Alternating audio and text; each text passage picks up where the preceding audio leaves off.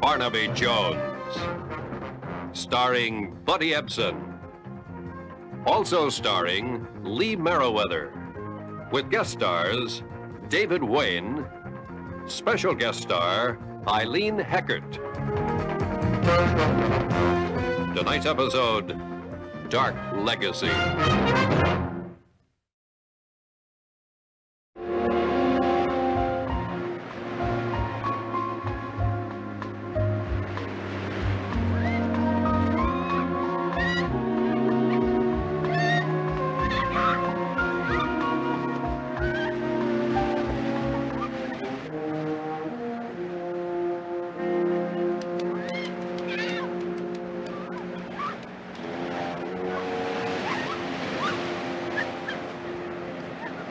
I got you. No, don't. All right. No, Yeah. no, Take it back. I'm not taking Take it back.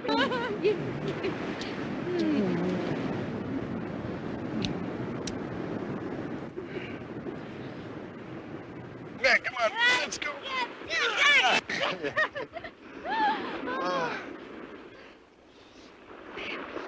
Hey, wait a minute. Wait a minute. I forgot my tobacco. Oh, one of the great tragedies of the decade. Hey, you catch anything? Well, oh, wow, look at this. Oh! Hey, you're really going. Yeah, you look. Oh, There he is. Hey, oh. Get it. Yeah. Get me. Oh. Ow. Oh, Ow. here. Oh, here. Use the handkerchief to stop bleeding. Here. Thank you. Oh, thank you. Thank you. Maybe these nice people will take our picture.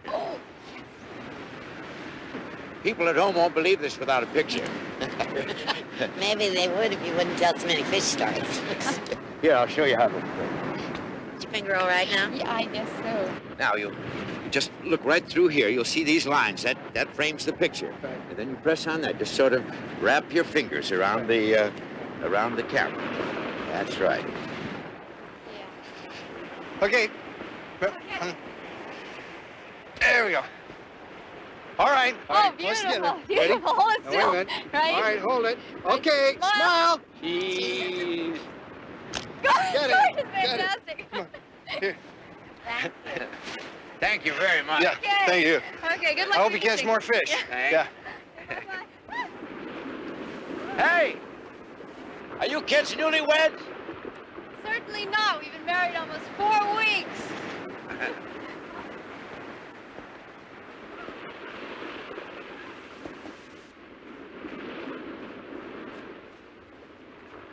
Oh, wait a minute. Oh, no. I must have left my pipe back there somewhere. Hey, look, why don't you go in the house and build us up a couple of warmer uppers, and I'll come right up. I'll see if I can find it, okay? Oh, boy. The honeymoon's over, huh? Yeah, I'll tell you when the honeymoon's over.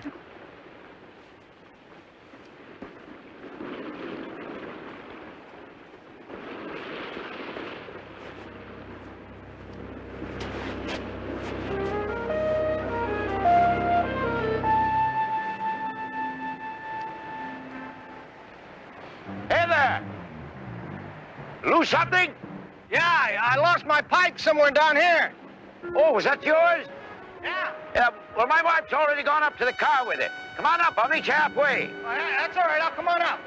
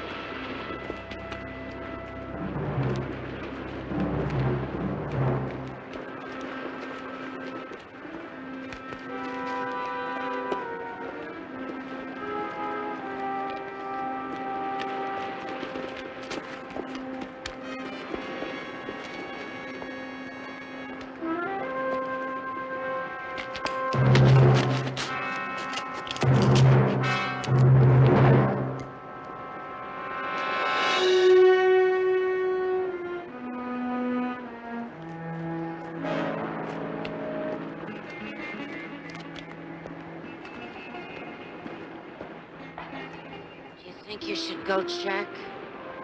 Oh, golly, it doesn't seem necessary to me. Do you think? Oh. I guess not.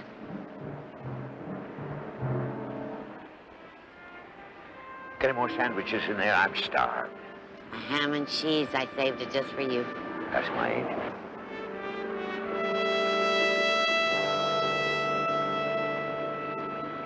It's strange.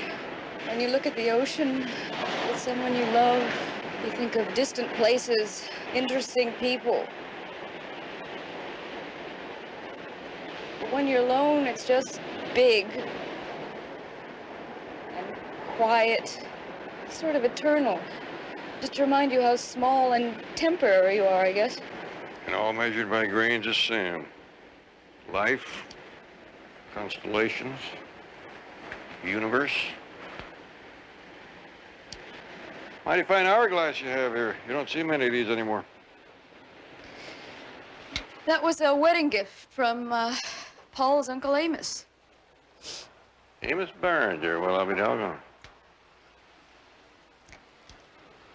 Not too many hours ran through it for us, Mr. Jones. Someone cheated Paul from his share, and I want you to find out who did it. I've talked to the people at the sheriff's office. An accident, they say. That all makes it a lot easier for them, doesn't it? Sometimes grief does play tricks on reason. I've had that experience a couple times myself. I tell you, there was no reason for Paul to be climbing those rocks looking for his pipe. Miss Barringer, your husband was carrying a considerable amount of money. He was wearing a valuable watch, an expensive ring. None of those were touched. Just 1 minute, he was full of life, laughing. And then 20 minutes later, when I went to look for him, he was dead. You know, I've been looking half the day for the sight of this. Be my guest. Do you remember renting a tackle box like this to a middle-aged couple about the first 3 days of last week? First 3 days. Well, what was the name? Well, I was kind of hoping you'd supply that. The man probably wanted to rent some surf casting tackle along with it. Now, there was a guy and his wife in here that didn't seem to know what kind of tackle to get. Nice, friendly Midwestern folks? Yeah. Raymond Steele. He was a persistent cuss. 3 days and caught one fish. You have an address on him? No, sir, he paid the whole deposit in advance for the 3 days. Any license number, car license, identification? No, ordinarily I would have them, but when Cliff Munger sends them down, why, I know they're all right. Cliff Munger? Yeah, he runs that Malibu Shores motel up there. He sends me a lot of good rentals. Never sent me a bummer yet. You notice anything about the couple? Well, nothing in particular. Well, they did seem to be kind of watching their pennies. Why do you say that? Well, you see, it was long about supper time when they came in and turned in their tackle. And he asked me if I could recommend a good hamburger stand.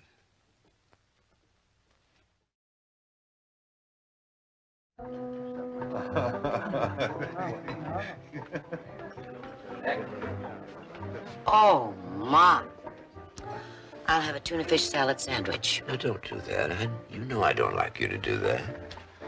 Well, Now, we planned this trip. Let's enjoy. Splurge. I'm going to. You're the only one I trust to design, just like the layout you did up near Monterey. I told you, if you want an architect who does carbon copies, I'm really not interested. Mulholland Drive isn't Monterey. Okay. Okay, free hand. Surprise me.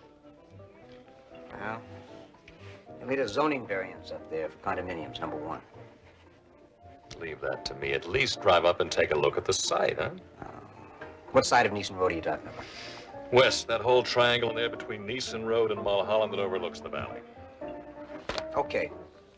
I'll take a look at it tomorrow afternoon, but I'm still not promising I can do it. All right?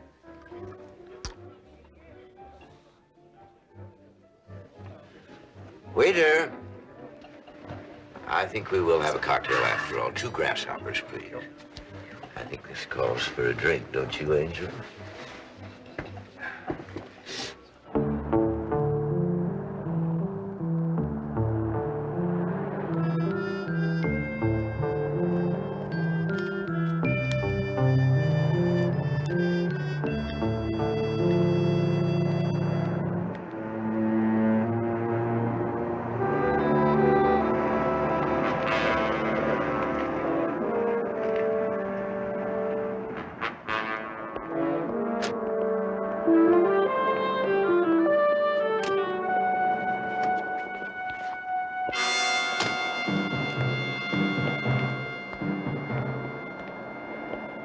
Mr. Miss Steele?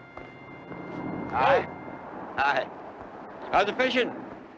Well, if you're willing to settle for 3 days of fresh air and one fish, fishing's fine. Well, surf casting a little iffy this time of the year. Can't quite place you.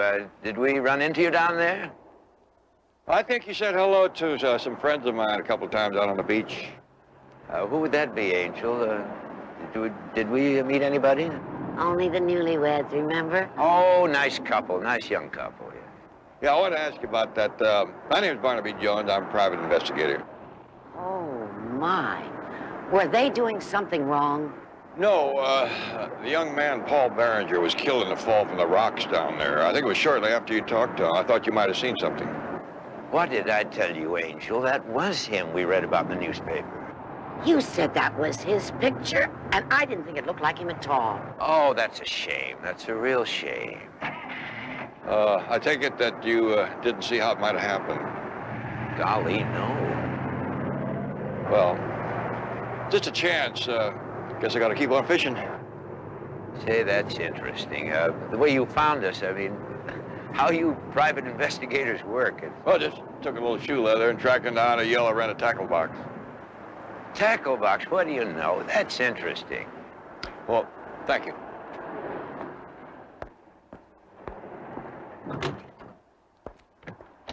You look worried, Angel. I'm a little depressed. Now, you just cheer up. Nothing's changed. We may have to just speed things up a little, that's all. You're homesick, aren't you, right? Maybe. I guess you're right, but that Mr. Jones does worry me. There's nothing we can't handle, Angel. Nothing at all.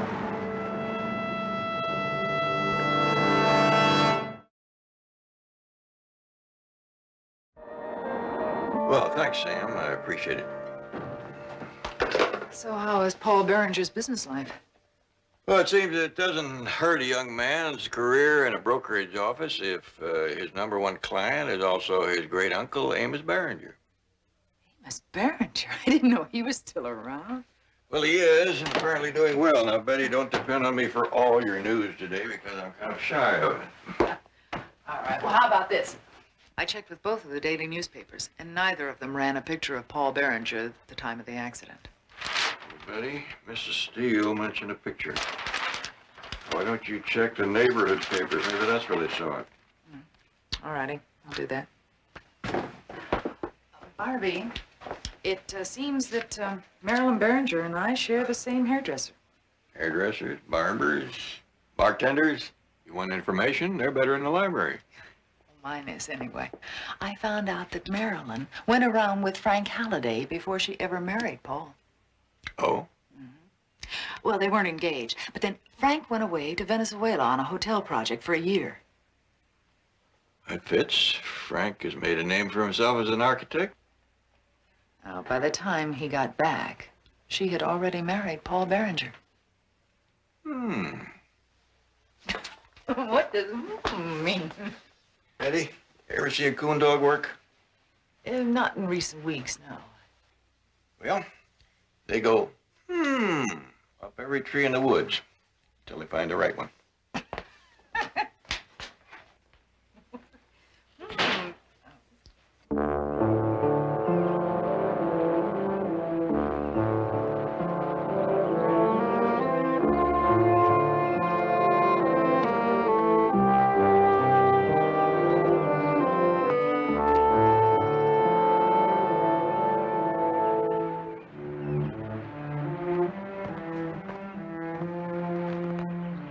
There's another one. It's a California jay. Oh, they're so common. Let me see.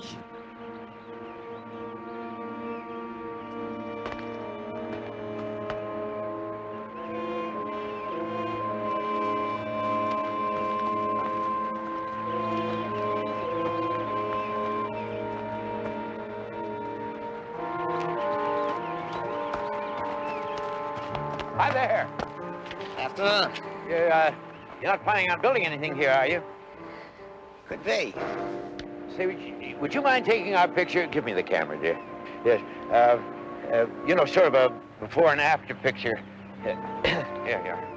Right there. I think that's best for us. Now, I think the light will be best if you're right over here about. Here we are. Now, you just look through that finder there, and there's some lines that'll frame the picture, and the shutter's there, and you just press on that, and if you'll just... Raymond! Raymond! Just a second. No! No! Right now! Right this minute! Come quick! Oh, that is the first one ever!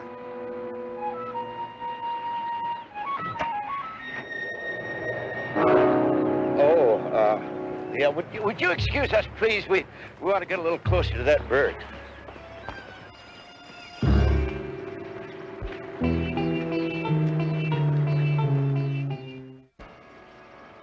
Well, so here's where you are. Jones, wasn't it? Your office told me I'd find you here. What are you going to do, turn this location into something big? Haven't decided. You're a little further ahead in your work than I am. How's that? Well, you're not out here on a nature hike. I've already met the nature hikers. Now, the only possible thing that would bring you out here would be Marilyn Fraser. I think her married name is Barringer. Or was that a Freudian slip? Possibly. I can tell by that pussycat look of yours that you've already found the canary. Yeah, Marilyn and I went together before she met Paul Barringer, so... Serious? Everything I do is serious. I couldn't get that across to Marilyn, however. Yeah, I suppose it was pretty disappointing to come back from Venezuela and find out she'd married someone else. Mr. Jones, show me a good loser, and I'll show you a loser. I'll remember that. Do you remember exactly where you were the day that Paul had his accident? I'm sure of the answer to that, Mr. Jones. I'm just not sure I approve of the question. Well, every one of these gray hairs I got from going around a long way to get an answer, if you'd rather not say. I was at a construction site. Paradise Cove. That whole afternoon. Paradise Cove. That's only a few miles from here. I can't believe you'd even consider such a possibility. I have so few possibilities that I have to consider them all. But not Frank. No, I just couldn't believe that. Miss Barringer, you hired me to ask questions, and I'm going to have to ask you one. Do you stand to become a wealthy woman now? I was wondering when you'd get to that. I try not to suspect my clients until after the second day. Well, there was a premarital agreement. Not being a blood relative, I'll never inherit Paul's eventual share of the family fortune. Whatever that is, I'm really not too clear. Hello? Yeah, he's right here. It's your office. Thank you. Yes, Betty? Barnaby, the foreman on the Paradise Cove construction site remembers that Frank Halliday was there all afternoon. I see. Is there anything else? Well, I haven't found a newspaper yet that even has a picture of Paul Barringer in their morgues, let alone having run the picture. Try the underground papers. They love sensations. They've got news racks all over the place. I'll see you in about an hour, Betty. Right. Well, your friend Frank may not be a good loser, but he's not a liar either.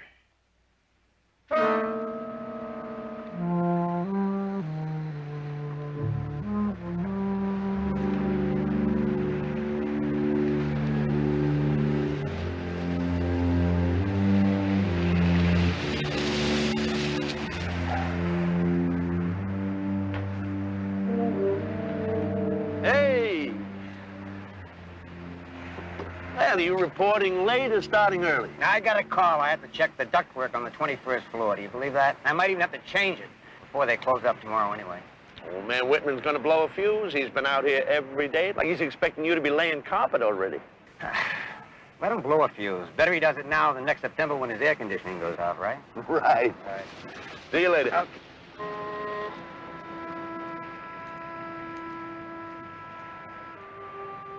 I don't think we'll ever have a better chance. I trust your judgment. Whatever you say.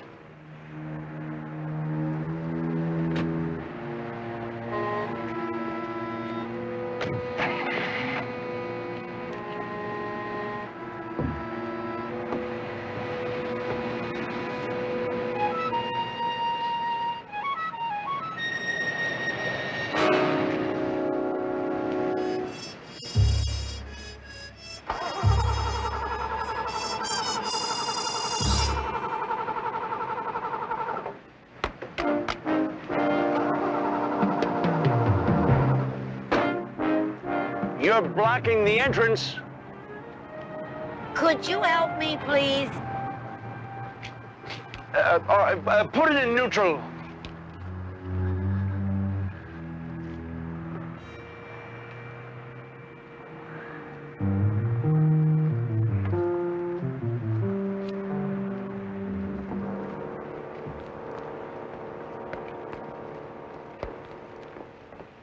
I opened my bag to get an address, and when I came back, the car just wouldn't start. Well, it sounds to me like you flooded it. Tell you, unlatch the hood and let me take a look. Oh, would you please?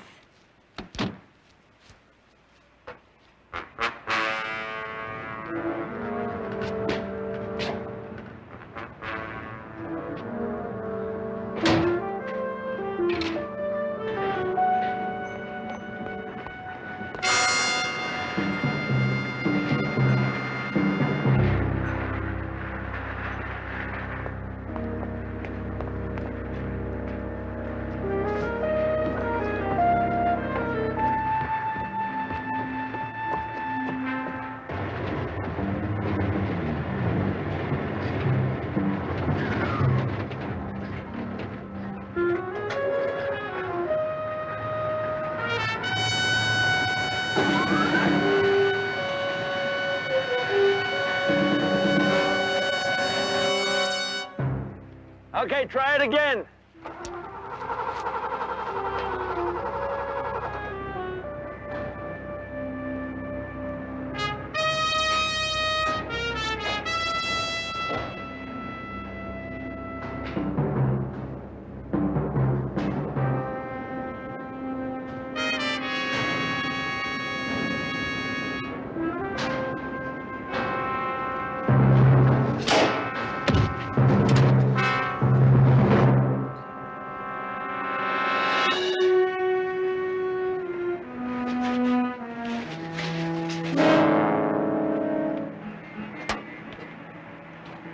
Lady, you're blocking my light. Oh.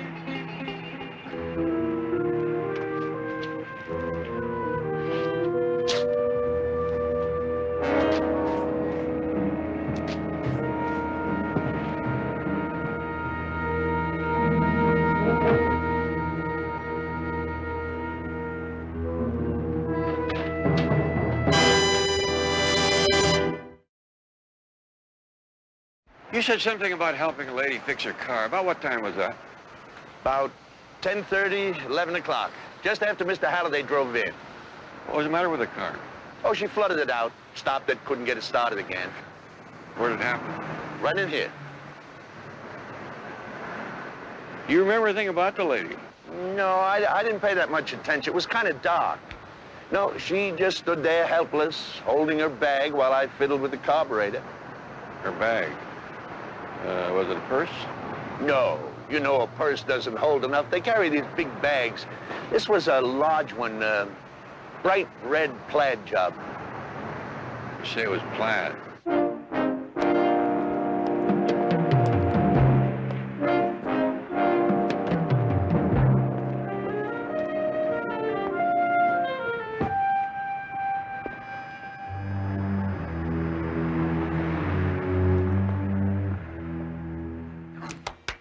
Checked out. We don't want to be charged for another day. I can't find it. What is My it? handkerchief, I can't find it. Well, look around. Must be someplace. Oh, no. What's the matter? That girl. I gave it to her when she cut her finger on the fish hook, remember? You sure? Oh, yes, I wasn't thinking. Well, what can we do? She probably doesn't even know what it is. We'll just have to forget it. We can't forget it. It's an heirloom Irish linen with the Barringer bee and crest on it. And sooner or later, somebody's going to ask her where she got it, and she's going to remember. So they'll think she's mistaken. Oh, Raymond. We'd never sleep a wink the rest of our lives. I'd wake up at night, and I'd wonder if somebody didn't ask her, where did you get that? Raymond, I'd have nightmares for the rest of my life. You do no such thing. We'll go out there before we go to the airport, and we'll get it back. Suppose she already knows. No. It's all settled. I'm not going to let a little thing like a handkerchief ruin your entire trip. Let's go.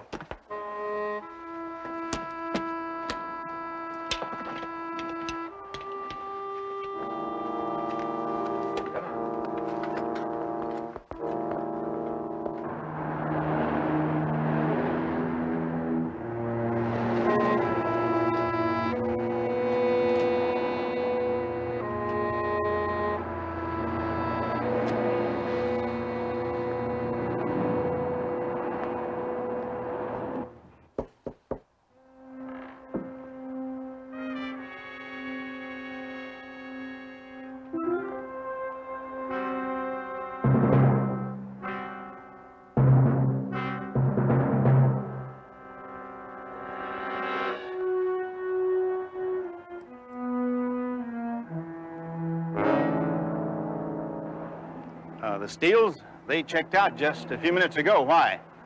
Well, it's very important I get in touch with them. Did they say where they were going? No. He was asking about fishing spots up the coast. I told him I'd head south if I was fishing this time of the year. That's about all the help I can give you, Mr. Barnaby Jones. I'm a private investigator. They may have some information that's very important to me. Do you have a home address or a license number?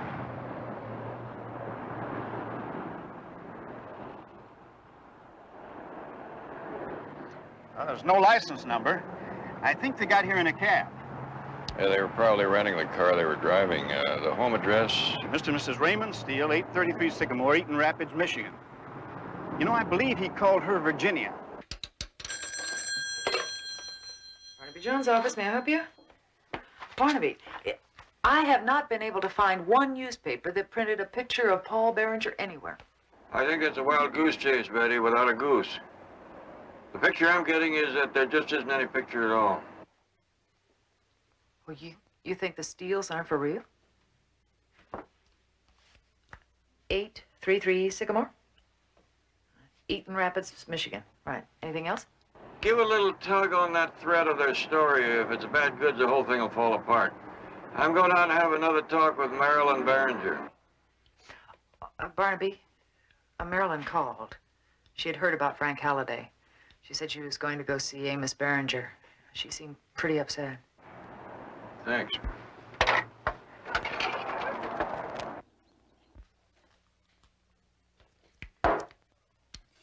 Another thing, get rid of that uniform. Bad enough being sick without being reminded of it. Wear a dress. Miss Berenger. This is Mr. Jones. Mr. Jones, how do you do? He won't stay long. He'll stay as long as he likes. This is still my home, not a mausoleum. How you feeling, Mr. Berenger? Well, I kind of losing my grip. Guess you can tell that. I'd still hate the Indian wrestle you. Sit down, sit down. Thank you. Well, I still got one good grip left. I'm saving that for St. Peter. Maybe the devil. Don't know which. Mr. Berenger, I was very sorry to hear about your nephew's death. Both of them now. Both of them? Paul and Frank. Frank? Frank Halliday was your nephew, too? Grandnephew, just like Paul. They were the only close kin I had left. I take it there are other heirs. My folks put down some proper acorns, Mr. Jones. Grew a good-sized family tree. I outlived most of them, and I'm afraid I lost track of the rest. What about the Steels? What's the name? Steele. Raymond and Virginia Steele. Are they heirs, too? Well, now, I don't recall any kin by that. Let's see, there was the Peters and Stone and, oh, yes, one of our people married a Lennox. This sort of thing doesn't come easy anymore. You do as well as most. Better.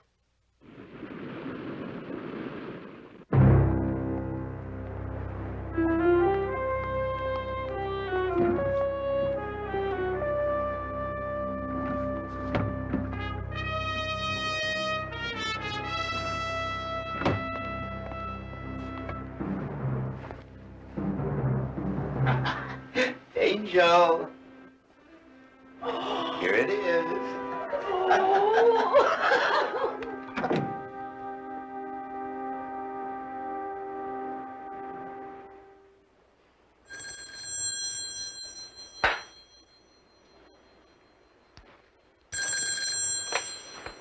Hello. Marilyn? You don't sound very well. They said you went to a doctor. Anything wrong? No, nothing's wrong, Mr. Jones. I'm just suffering from that common malady that often strikes old-fashioned brides. I'm going to have a baby. Well, congratulations. That's wonderful. Well, I don't mean to sound unhappy about it. I guess it's just sinking in. Yeah. Well, no, I haven't seen them since that day. I don't want to alarm a new mother-to-be, but just to be on the safe side, why don't you stay there? Yeah. Play it safe. It's just possible that that nice couple may be behind this whole thing. Okay, I will. Goodbye.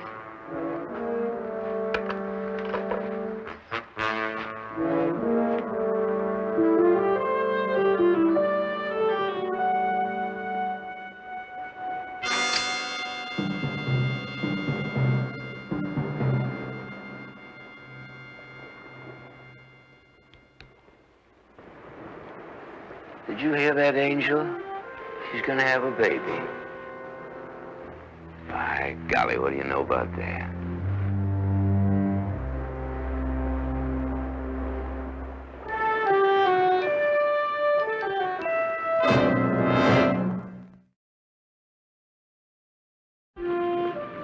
We're sorry, Marilyn, but it's not our fault that you're going to have a baby.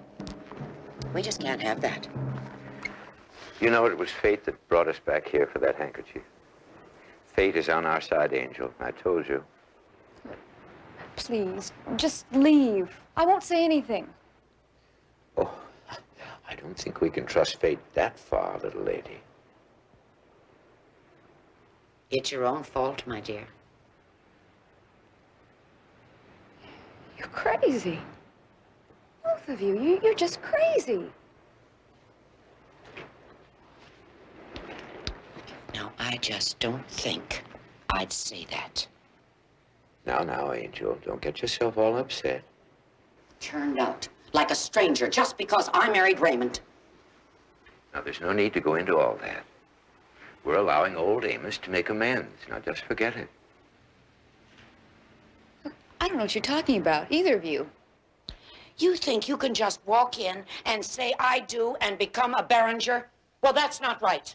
Raymond did his best, and never a dollar, not a single kind word did we ever get from Amos. Not once, ever. And when he was in bed and he couldn't work because his back hurt, why, he didn't even answer my letters. Now, you're getting yourself all worked up, and there's no need for it. Now, you deserve the best, and you're going to get it. I'm working all this out for you. Wait, you can't just kill me. Well, you're right about that. No, we can't allow any loose ends. You're going to have to kill yourself. And that's what the note's going to have to say.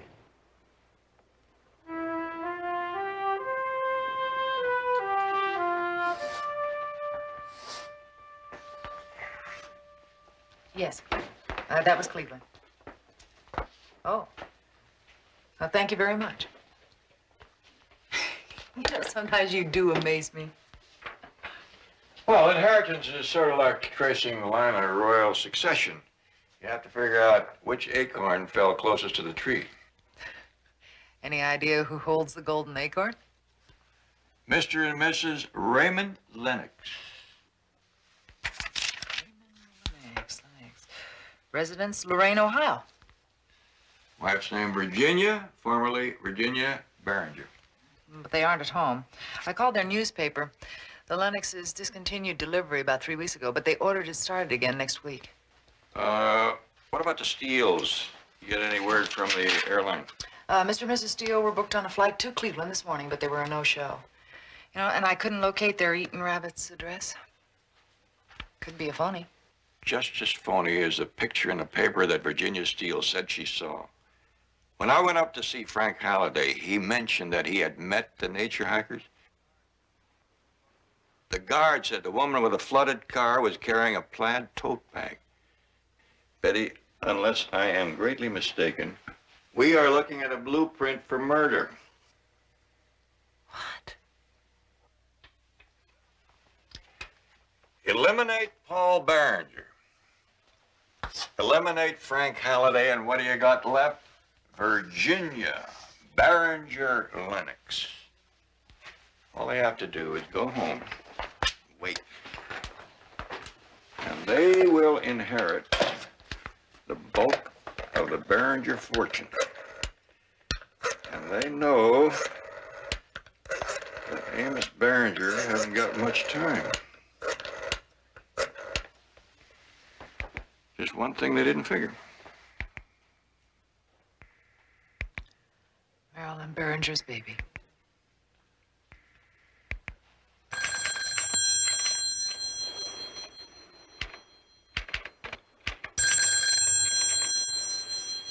Just let it ring, Angel. I'm almost finished. What's the matter? No answer. She was there 20 minutes ago. I told her to stay put. Maybe she had to go out. She just got in. A young lady who had just been told that she's going to have a baby should be on the phone telling all her friends.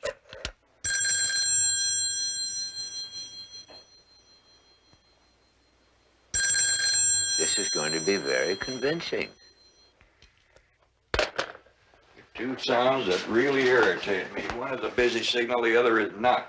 Betty, keep trying. If you get her on the phone, tell her I'm on the way out.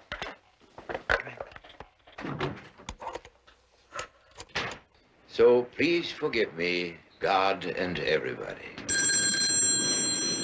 That's nice, I think. You were always good with words, Raymond. Now, young lady, you just sign it. I won't sign that. Well, no matter. In your distraught condition, it's quite understandable that you'd forget to sign it. Now, if you'll just stand up.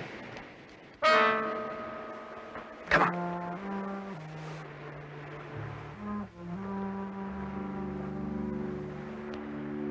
Come on.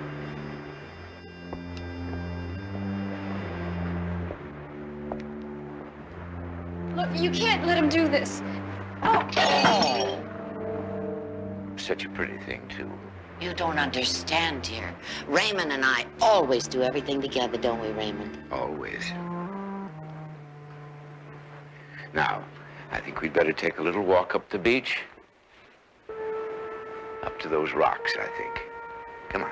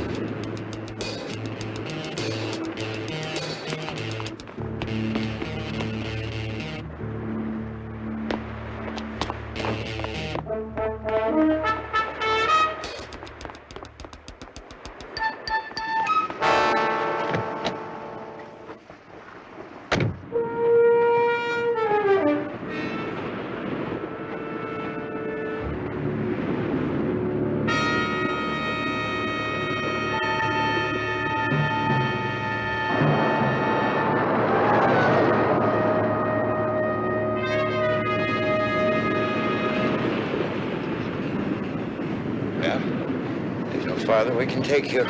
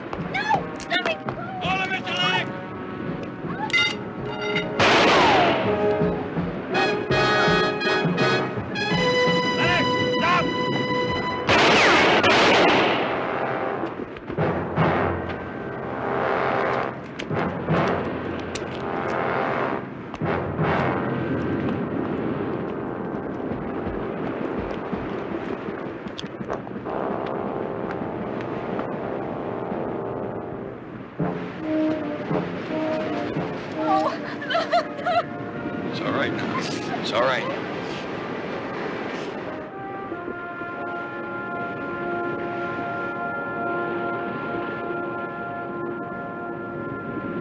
And she isn't even a Barringer. Well, she isn't.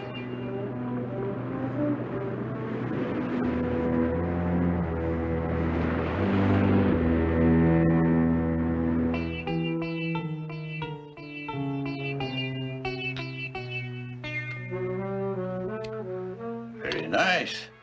Very nice indeed. I bet you feel a lot more fetching in that than you did in that starchy old white thing, eh? That's wonderful. Just wonderful. You know, this old barn used to be a regular menagerie of kids. So quiet in here now, you can hear a pin drop. Liked it better when it was a zoo. Well, one thing, the doctors won't have to worry about me for the next 9 months. 8? Give or take. No, sir. I'm going to stay around and welcome my nephew.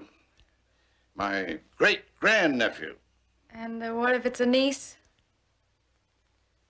Well, I don't know. What about that, Barnaby? Well, I've been an uncle a few times, and nephews are nice. But, I don't know, when you get them all prettied up, nieces are nicer. I'll drink to that.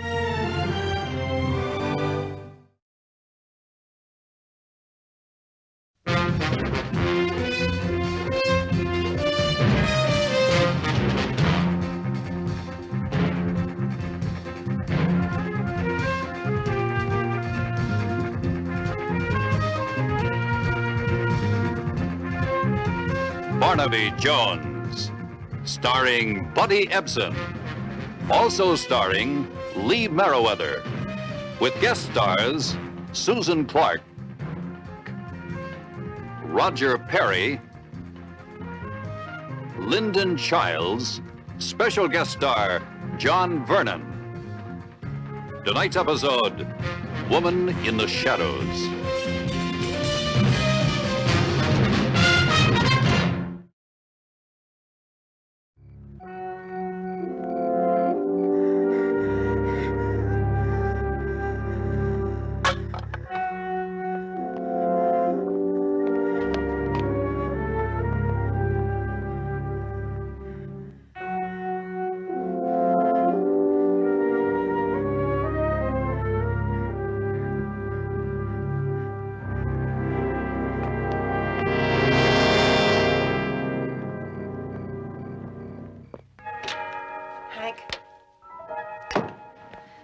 Hank? Hank, wake up. Oh, hi, Gran. It's Lila Evanston. I think she's dying. Oh, no. Not now. Listen to me. I think she's dying. All right. Hurry. Start epinephrine. Resuscitator.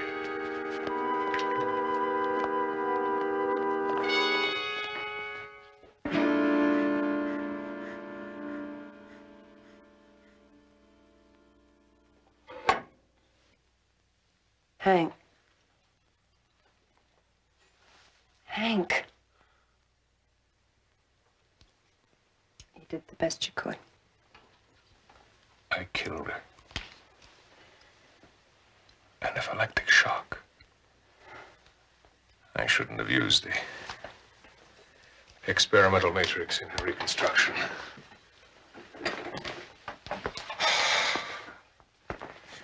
She couldn't handle it.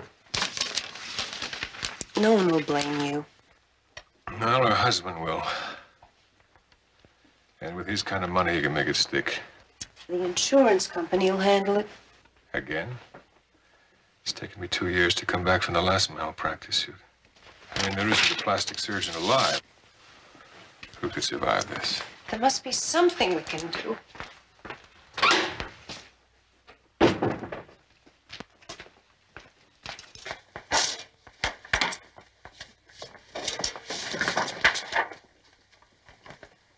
Maybe there is. Lila Evanston herself saw the strong resemblance. Oh, no. Hank, it would never work. The bone structure wouldn't have to be changed at all. Just tissue alterations. Any discrepancy would be covered by the accident. No, I won't do it. The voice, my hair. Voice is easy. All we'd have to say is Lila Evanston had a laryngeal node removed. And the hair we can fix later. No. No, please.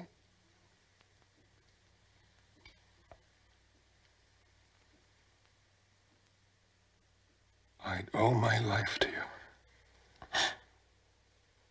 If you love me. If you really love me.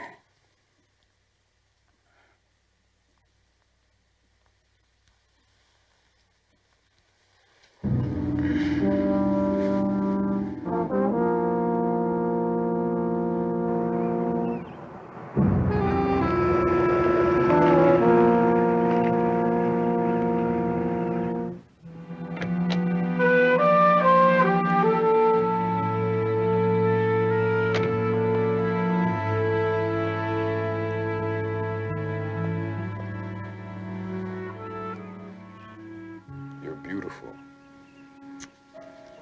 Are you ready? What if something goes wrong? Look, we've been through all this. These last few weeks, you've learned more about Lila Evanston than her husband knew all the time they were married. But sooner or later, he's got to know. No. Her face was nearly destroyed in the accident. All you have to do is play it smart. He was her husband. John and Lila haven't been close for years. Come on.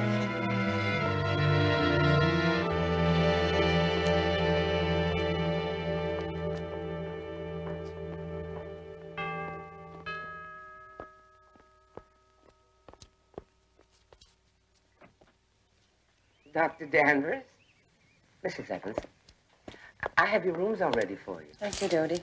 How's your son? Is he still in St. Louis? Yes, Mrs. Evanston, and doing quite well. It's good to have you back. It's nice to be home. Take good care of our patient, Dodie. It's going to take a little while. Yes, sir. You can depend on me.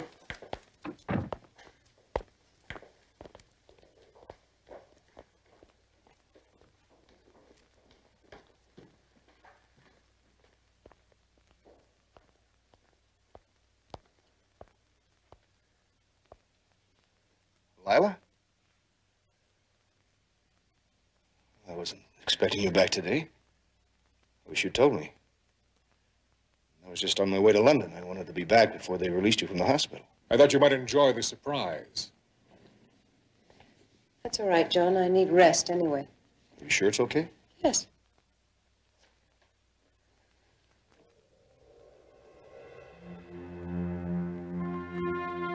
It's the first time I've seen your face without bandages. Only if you promise not to be too critical.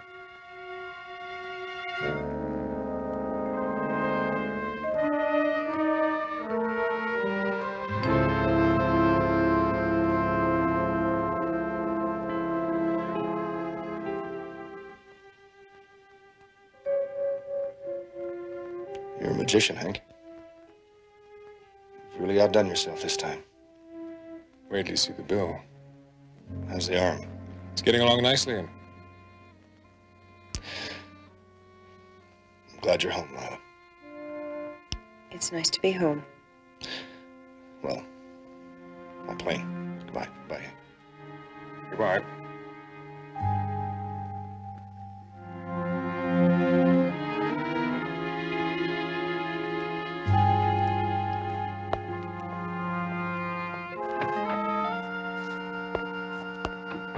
Well, Mrs. Evanston, we've done it.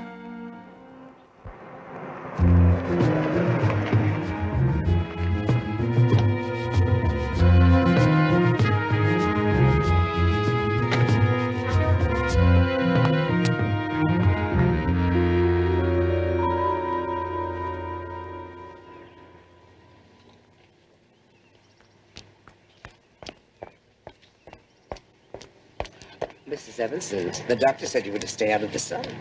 Oh, yeah. Can I do that? Sure. Oh, before I forget, Jimmy called. He says he's holding 3 o'clock open for you this afternoon. Jimmy? Mr. Collin. He says no one's to see you till he does your hair. Oh. Excuse me.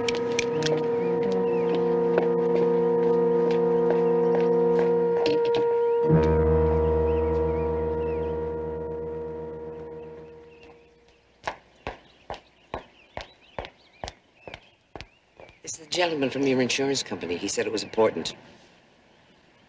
I told him you weren't seeing visitors. That's all right, Dodie. Good morning. Mrs. Evanston, I'm Barnaby Jones. I'm a private investigator retained by California Meridian Insurance to look into your accident. Oh. Well, that was over 3 months ago. I supposed all that had been taken care of. Well, at the suggestion of your doctor, we didn't bother you for a little while, but since your chauffeur was killed and the gentleman driving the other car was killed, we didn't have much to go on. I'm afraid I'm not going to be much help. You see, I have no memory of that accident. Then you don't know how fast your chauffeur was driving. Sorry, it's a total blank. But your chauffeur was driving. That's true, isn't it? Well, he would have to be. You see, I don't drive. I don't even have a license. You did say you were working for my insurance company. You see, the family of the gentleman who was driving the other car, the one who was killed, is suing for $1 million, and we'd sort of like to know all the facts. I'm sorry. I don't remember anything.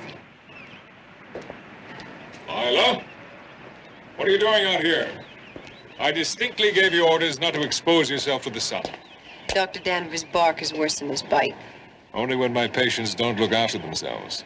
This is Mr. Barnaby Jones. He's a private investigator for the insurance company about the accident. Howdy. How do you do? I've been meaning to call you, just routine questions. Routine? But a lot of them. I see you're familiar with insurance companies. Insurance paperwork is a millstone around every doctor's neck. Call my secretary. She'll make an appointment for you. Oh, sure. And now, if you don't mind, Mr. Jones, I'd like to examine my patient. Thank you very much, Mrs. Evanston. I'll see myself out.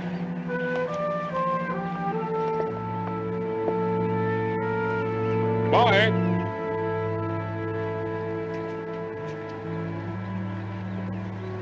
It's something we didn't count on. If he's all we have to worry about. You know, you ask me, the real wonder is anyone lived through that crash. Were you at the scene of the accident? Oh, yeah. I got there before the ambulance. See, I got this 460 mil in that rig of mine, and nothing can outrun it, not even a black and white if I get a head start. Was the chauffeur and the driver of the other car alive when you got there? No. Matter of fact, I thought the lady was dead, too. The way her face was all messed up. She would have been, too, if she'd been pinned behind the wheel.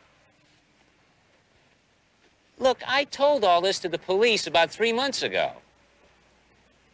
Say, they said to leave everything just as it is. Yeah, I know. Ms. Evanson said that chauffeur was driving. Well, that's hard to tell. They were both thrown clear. Looked to me like he was thrown from the passenger side, though. She was on the driver's side when I found her. Car could have spun around after they were thrown out. Yeah, could have done most anything. Did Mrs. Evanston talk to you that night? No, like I said, she was in awful bad shape. Sorry, I'm afraid I gotta run, man. Look, I should have taken off 10 minutes ago. Okay, I'll just look around. Yeah, okay, go right ahead.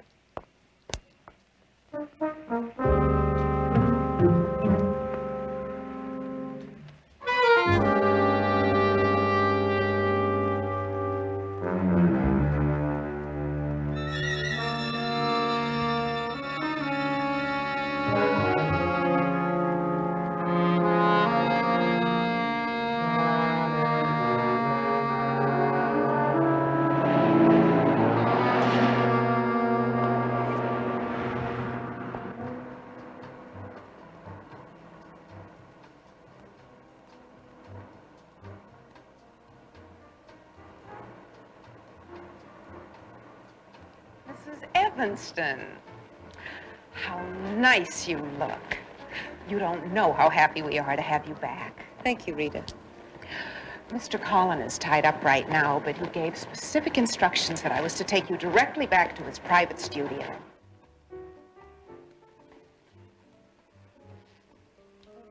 The roses are for you.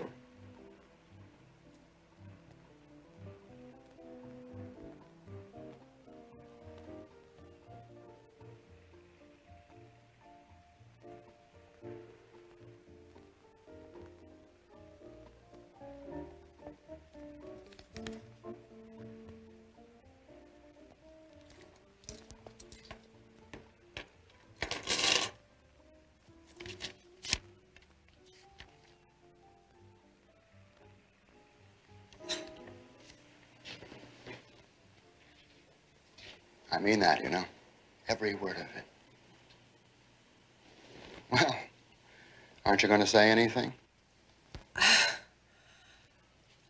I don't know what to say. Well, you could start by saying thank you very much for the flowers. Thank you for the... And then I can kiss you.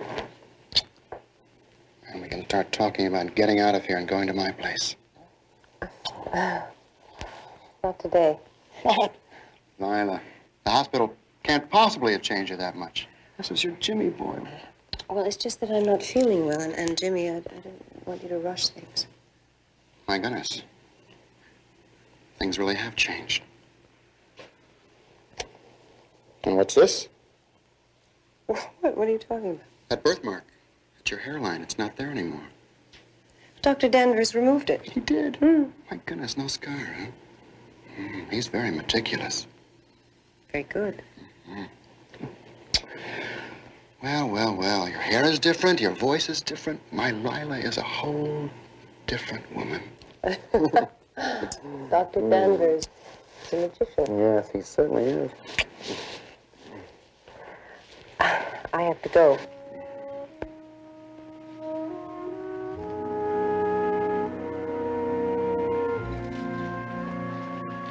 Yes, maybe you better. You're looking a little pale. And I'll tell you what, maybe under the circumstances, it might be better if I came to see you tomorrow.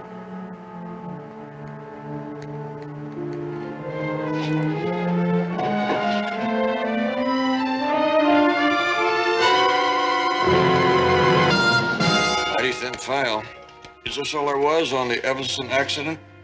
Well, it's just an accident case, Barnaby. We need our file space for murder and mayhem. Well, it'll be a lot thicker before I get through. According to the autopsy report, They found no blood alcohol in the chauffeur or the driver of the other car. Did they run a test on Mrs. Evanston? Oh, it's not routine procedure to run a test on the passenger. If she was a passenger. Didn't think she drove. Well, she doesn't have a license, but that doesn't prove she wasn't behind the wheel of the car. According to the diagram, there were no skid marks, no spin, but it looks for all the world like she may have come out of the car on the driver's side. Yeah, well, high-speed impact does some funny things. Or alcohol. Our company's going to have a lot better evidence on this to defend Mrs. Evanston in a civil suit. Well, what does she say? Well, that's just a thing. She claims she doesn't remember. I wish I could find just one person who would definitely testify that she was not behind the wheel of that limousine.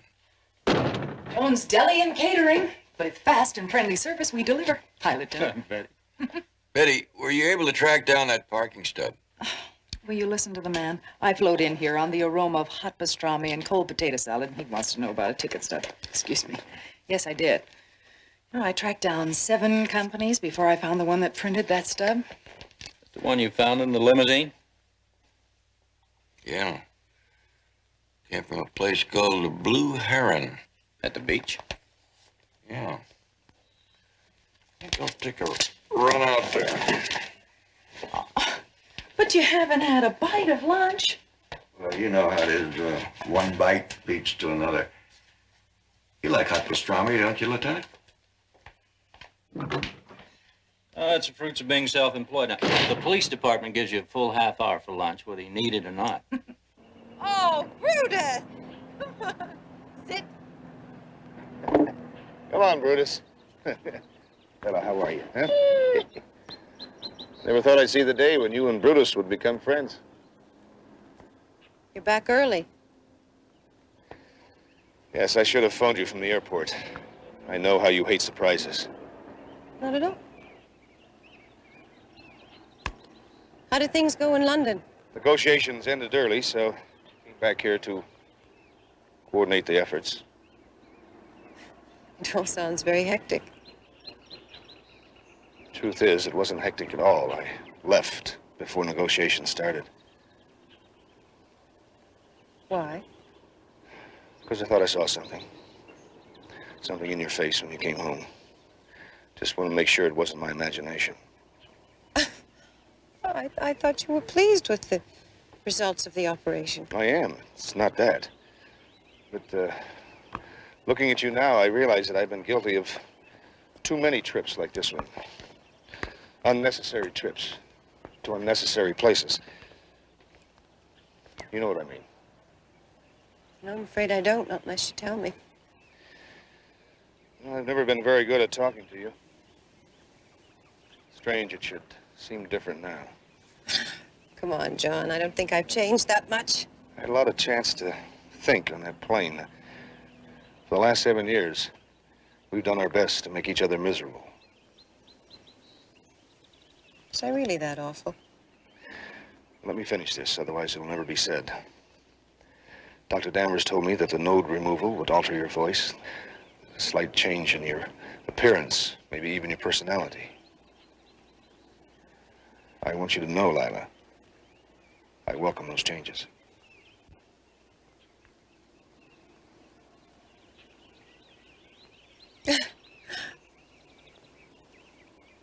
That's the nicest thing you could say to me, John.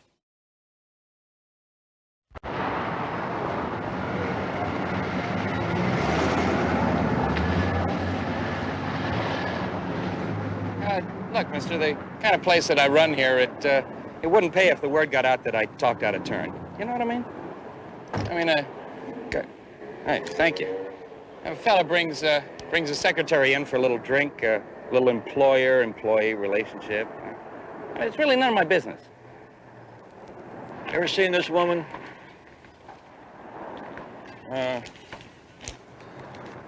Yeah, I have. She used to come in here once or twice a week. Limousine always used to park in the lot here and wait for her. Good. Now, I'm here because I'm looking for someone who has seen her drive that car. Gee, no, the chauffeur is the only one I've ever seen drive it. Of course, that was quite a while back. 3 months? Yeah, 3 months ago. She always used to come in here alone and meet the guy here. You know the guy's name?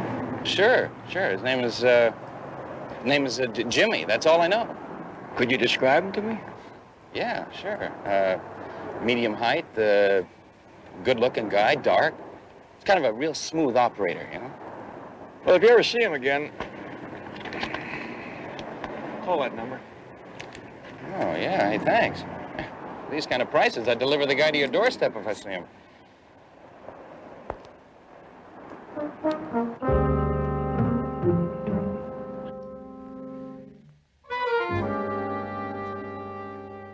Just amazing. What is it? Your hair really has changed. However, feeling that I can do a lot more with this. Why don't you say exactly what you mean? Look, darling, you can play games with your husband if you want to, but I know you're not Lila Evanston.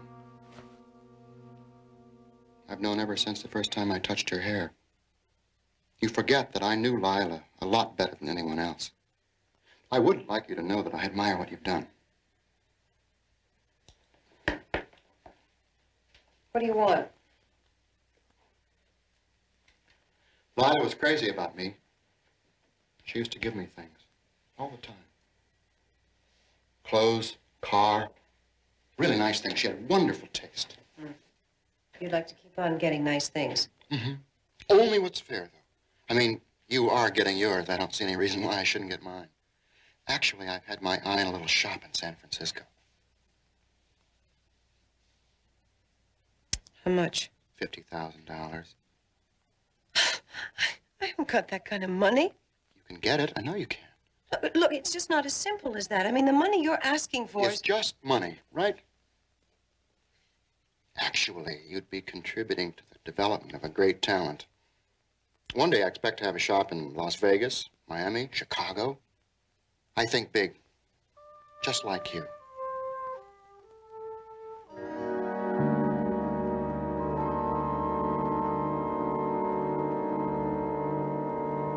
Mr. Jones, you're asking me to break the confidence of the doctor-patient relationship. Doctor, your patient is facing a very serious lawsuit. From all the evidence I've been able to gather, she was driving the night of the accident. Well, that's nonsense. I've just come from the emergency hospital where they looked at Mrs. Evanston the night of the accident. Their blood workups indicate a high concentration of alcohol, which could support a felony drunk driving charge. Well, I can assure you she said nothing to me that would indicate anything like this. I thought you were supposed to be on her side. I am. Well, the best way to help her is to forget the accident. Her husband is an extremely wealthy man. He can afford the settlement, whatever it might be. No one can afford manslaughter. Well, all I know is that she can't afford to go on reliving that accident for the rest of her life. I mean, she's better off not remembering. Too bad that is a medical opinion and not a legal one. Are you quite finished, Mr. Jones? I have some work to attend to. Well, I won't keep you. I wonder if you could tell me where I could find Nurse Mayberry. Karen Mayberry? What do you want with Nurse Mayberry? Well, our company sent her several checks covering round-the-clock care for Mrs. Evanston. You and I know that Mrs. Evanston would be more likely to talk to her than anyone else. Nurse Mayberry is no longer with us. She left town, I understand. Oh, when was that? About 6 weeks ago. She leave a forwarding address? No, she didn't. Kind of makes you wonder, doesn't it? But not if you have more important things to occupy your mind with. Now, if you don't mind, Mr. Jones, I really do have some work. Well, I don't want to hold you, and I better get going myself. I want to get down to the nurse's registry before it closes. Nurse's registry? Yes, I figure anyone as capable as Nurse Mayberry would be signing in somewhere just about the time she got settled. See you.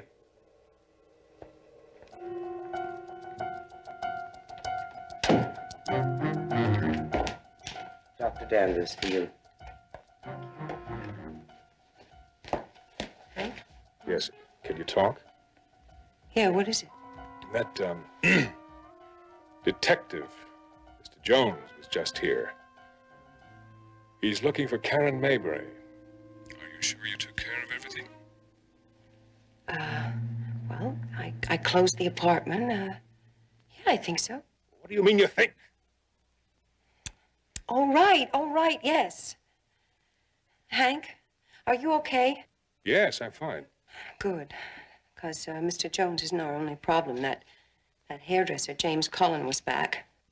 What did he want? I told you already, he knows. He wants $50,000. Hank, let's give it up. I'm scared. It's not going to work. Now, you just hold on, dear.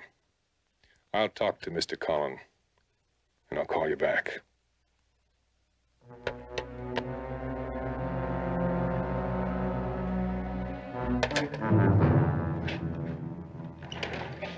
Good night.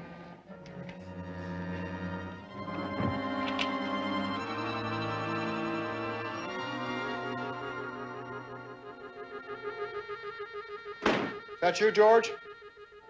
Listen, George, we've left you quite a mess here today. You make it sparkle, and I'll take care of you on payday, all right?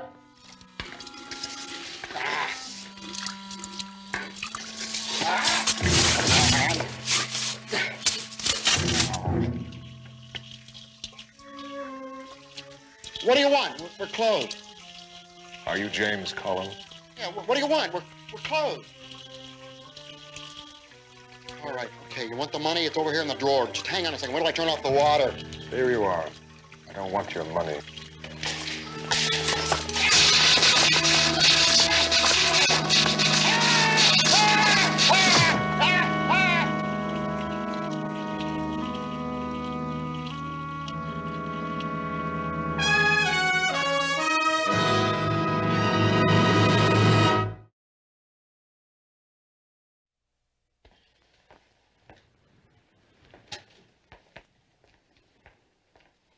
May I help you, Doctor?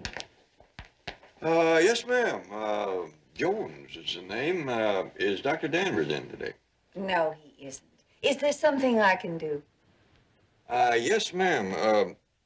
I'm really looking for the nurse that Dr. Danvers used to go with. Oh, Miss Maybury. Yes, that's the one. I'm afraid you're a little late. She left some time ago. Surprise to all of us, I might add. Yes, I know. I checked the nurse's registry, and she didn't leave a forwarding address. I thought possibly she may have taken a private job with possibly one of the doctors that worked with Dr. Danvers. That would take a lot of checking. Not really. I'm just interested in the doctors who worked on the Lila Evanston case. Oh, that should be right here. Now, let's see. Uh-huh. Assisting physicians Luce and Thompson. Anesthesia nurse, Karen Maybury. Of course, this was just the first procedure, the one they did at St. Agnes. There's no one listed here for the second operation. Oh. I didn't know there was a second operation. One evening, about 3 weeks into her convalescence, a minor tissue repair. Dr. Danvers often handles those right here. I see. Oh, would you happen to have a personnel picture of Nurse Mayberry that I could borrow? Yes. Here it is. Oh, thank you very much. I'll get this right back to you.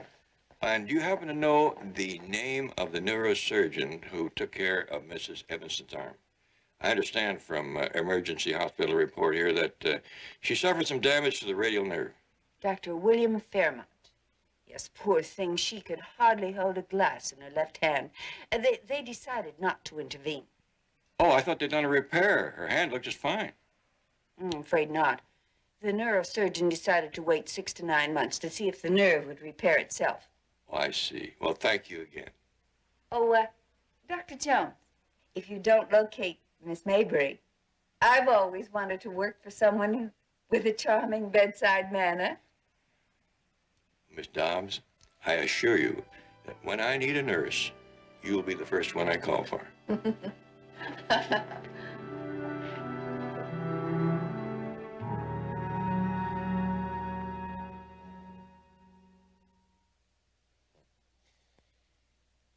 You're coming along beautifully, my dear. A nice piece of work, even if I do say so myself. James Collin? How do you feel about that nice piece of work? I don't know what you're talking about. It was an accident. A fortunate one, I admit, but nevertheless an accident. Oh, come on, Hank. Between the amphetamines and the barbiturates, you're beginning to believe your own lies. If something had to be done, he did it himself. Hank, look, I began this masquerade to save you, but this is murder.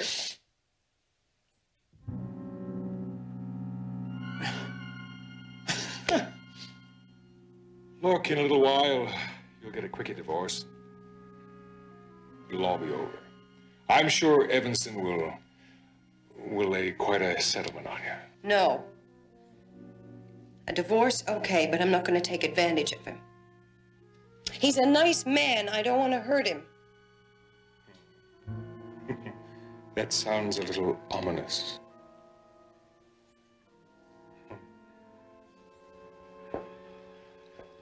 Do I detect a little bit of conscience then? Or are you falling in love with our shy, reluctant friend?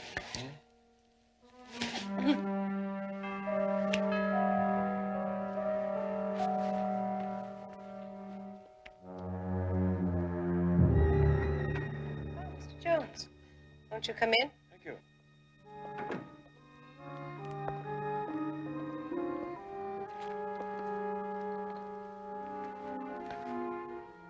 Dr. Danvers, I hope I'm not interrupting anything. No. We're quite finished. If you will excuse me, I have some telephoning to do. Oh, surely. Would you like a cup of tea, Mr. Jones? Oh, no thanks. I don't think so, not at the moment. You know, I feel a little bit like a young man out on a blind date for the first time. He winds up with his sister. I don't understand. Well, you see, I've been looking for Nurse Mayberry, hoping that possibly you had said something to her which might enable me to clear up the circumstances of your accident. Well, I'm sorry I wasn't more helpful. Well, the problem is that I was unable to find Nurse Mayberry, so I'm back here now hoping that she may have said something to you which would enable me to find her. I don't recall anything. Well, it's a chance. You recall a club named the Blue Heron? Does that mean anything to you? No, I've never heard of it. Am I supposed to? You know, I think I will have that cup of tea if you don't mind. Certainly. The young man at the Blue Heron says he remembers seeing you there, possibly the night of the accident. He said you were with a very handsome young man. I've told you before that I have no memory of that entire day. Oh, could I have 2 lumps of sugar, please? He said he saw you there on a number of occasions. You don't recall anything of that nature? Afraid not. I'm sure it's a case of mistaken identity. You know, that was pretty good. What? The way you handle those sugar tongs. With your left hand. I'm sorry, but They told me at the hospital that you couldn't use the fingers of your left hand for 6 weeks after the accident. Couldn't even hold a glass of water.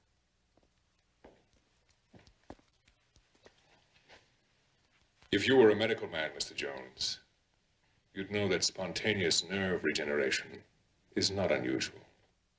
Mrs. Evanston is very fortunate. Did you also take care of the laceration on her left forearm? I hardly noticed a scar. That's my line of work, too. Congratulations, Doctor. You've done your work well. Well, Mrs. Evanston, Dr. Danvers, good day. I know my way out. Good day.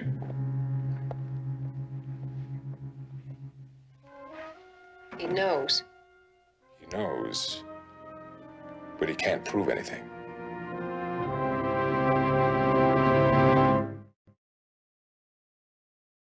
Mr. French from the Blue Heron. Yes, Mr. French. Oh, yeah, Mr. Jones, I Found your man for you. That's good. You get his name? It's that, Mr. James. His picture's in the paper today. It's that hairstylist that, got himself electrocuted. Betty, could I have the morning paper? Are you sure that this is the same man that you saw with Mrs. Evanston? Yeah, there's no doubt about it. I've seen him with your lady a number of times. Thank you very much. Betty, looks like Lila Evanston lost her boyfriend before she remembered who he was. I don't quite follow that. Lila Evanston stands to lose $1 million lawsuit, maybe even go to jail. But instead of helping, all she's done is lie. Lie? But you said the shock of the accident could have destroyed all memory of that evening. But only for that evening. What about before then? She denies ever having heard of the Blue Heron, yet she went there repeatedly to meet James Collins. Now, she was either lying or she never heard about it in the first place. How do you explain it? I explain it like this. I don't believe that Lila Evanston ever left that hospital alive. What? Look, I'll show you. Now, all of these pictures are the same head size. This is a newspaper picture of Lila before the accident. Now, look at the discrepancies when you measure it against the picture of Lila Evanston following the accident. Barnaby, you said yourself that the surgery was extensive. But there's one measurement that doesn't vary. That's the difference between the pupils. 2.5 millimeters. They just don't match. Well, could it be the enlargement you made?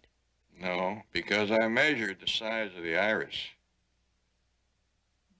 You see, the measurements are exactly the same between these two. And that's the reason I could never find Nurse Mayberry.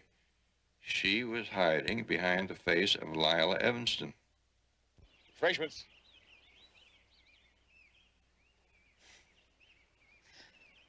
Sort of early in the day for champagne, isn't it? Well, not when it's a maid's afternoon off. Now, you said you'd be patient.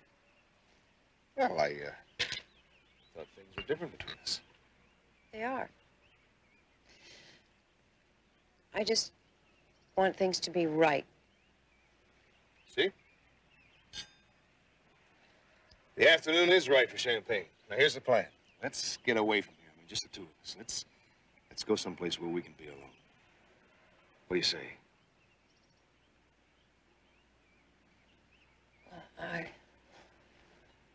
I don't know. There's so many preparations. No, they're all taken care of. Look, I got the plane tickets right here. By tomorrow morning, we can be in the Hotel Copenhagen. In the same honeymoon suite. Please, Lila. Come with me. You really want me to go? More than anything I've ever wanted in my life.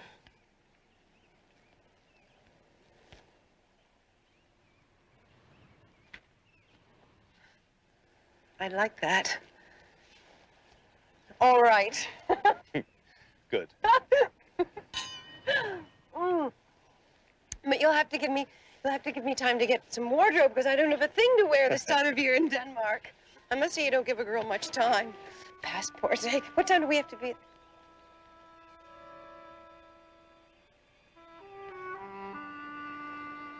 What's the matter? The Hotel Copenhagen isn't in Denmark. It's in the Virgin Islands.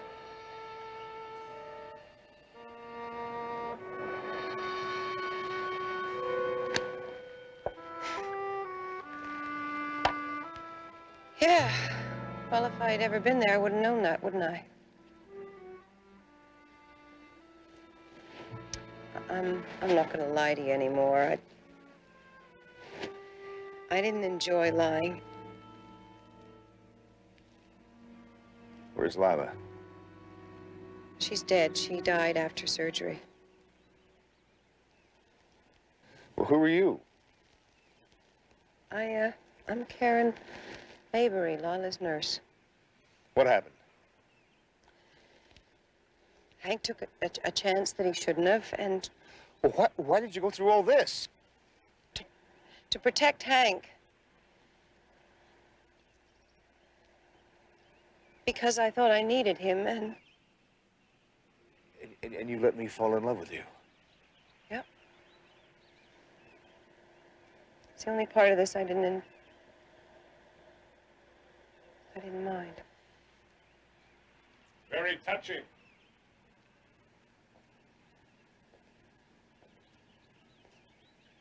No one answered the front door, so I let myself in. You're responsible for this. You said yourself it was a remarkable job. Tell that to the police. Oh, since you're so proud. All right, come on, let's get him out of here. No. I'm not going on with this nightmare any longer. You help me or I finish him right here.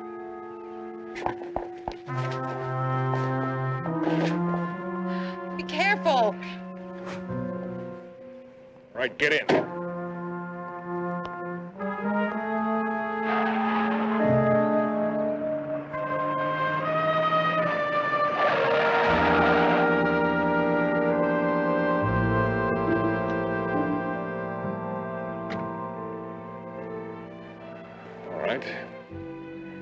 Just handle it cool. Well, going somewhere? Yeah, to the clinic. Gonna run some tests. Well, this will only take a minute. Miss Evanson, I wonder if you'd mind looking at this photograph for me. Can you identify this woman?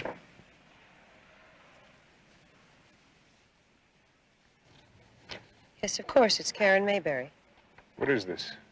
You didn't have to trouble Mrs. Evanson with that photograph? Well, as a matter of fact, I did. You see, a photograph picks up excellent fingerprints. And if my suspicions are correct, the prints will be the same as those of the lady in the picture. What are you talking about? Karen Mayberry. You see, Mrs. Evanson didn't have a fingerprint record, but Miss Mayberry did.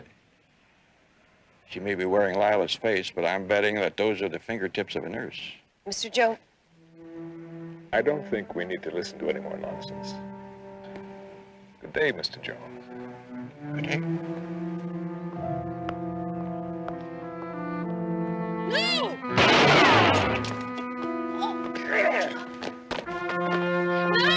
No! Hold it!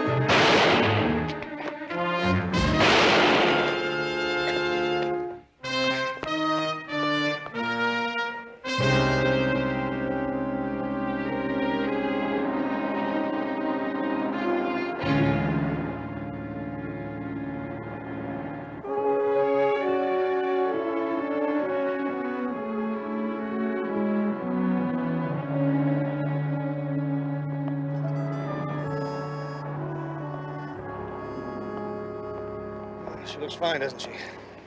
Well, I think your coming to see her accounted for a lot of that. You know, what charges is she going to have to face, once she recovers? Well, from what we've learned from Dr. Danvers, Karen had nothing to do with Colin's death or with Danvers' assault on you. It's mostly a case of fraud. Well, whatever it is, I'll make sure she has the best legal representation possible. I assume you're available to help him defend her. Just call on me. Thank you. Eddie? Did I miss something? But is he going to defend Karen Mayberry after all this? He has to. He loves her very much. And after what she did for him, I have a feeling it goes both ways. What's the matter? Something wrong? No. I'm just a sucker for a happy ending, that's all.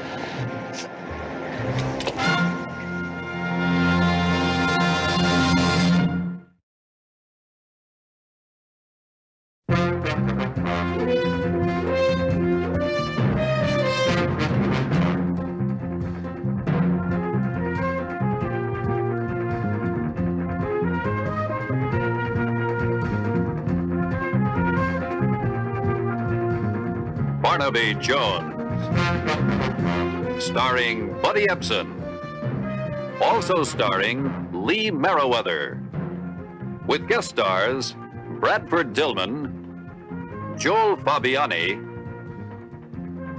Patty McCormick, Special guest star, Mariette Hartley. Tonight's episode, Image in a Cracked Mirror.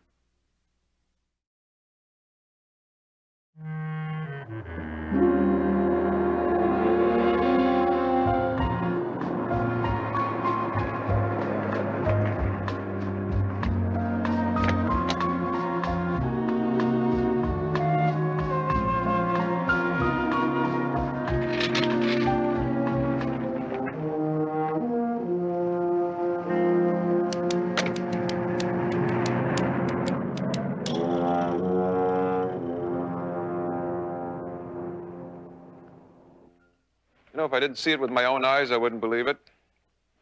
You're calme dans la bouche d'un canon. Calm in the mouth of the cannon, to quote Napoleon. I'm sure he was talking about a battle, not a wedding. Yeah, he was. Waterloo. You know, if I didn't know any better, I'd swear you had a lot of practice at this. Oh, it's the first time around. Well, gotta be a first time for everything. You sure you can get along without me? I'll try, but I thank you for the encouraging words. That's what a best man is for.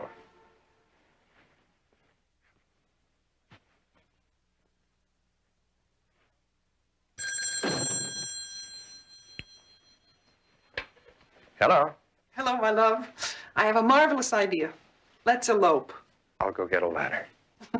You better make it a tall one. I'm on the 10th floor. How did you manage to get to a telephone? Oh, I locked myself in the bedroom.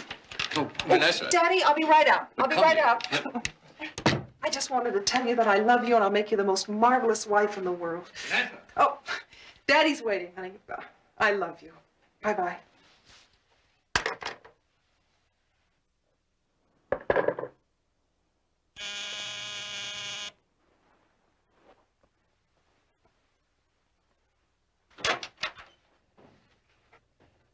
Yes? Aren't you going to invite me in, Ben? I'm sorry. I think you've made some mistake. I don't think so. You've lost a little weight, Ben. What? My name is Charles, Dr. Charles Kohlmeyer. But you've gained a title. You were just an engineer when I knew you in Portland. Oh, isn't this pretty? A gift from your bride, no doubt. You remember what I gave you the day we were married? Madam, I don't know what you're talking about. I'm talking about being made a fool of. I'm talking about the fact that you and I were married in Portland less than a year ago. And that you disappeared a month later with $50,000 in negotiable bonds that belonged to me.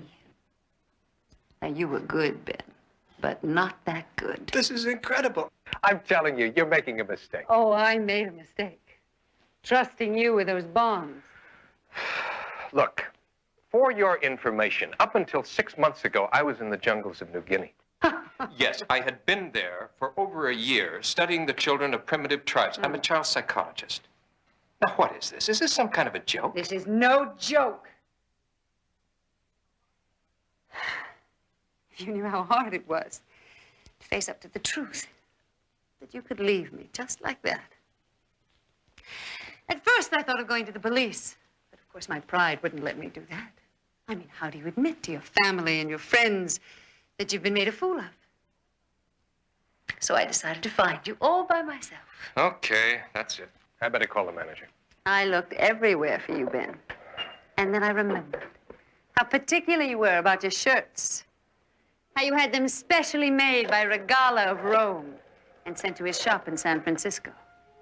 So I checked with the manager. And he told me that, in fact, you had recently ordered one for your wedding. The one you're wearing now, n'est-ce pas?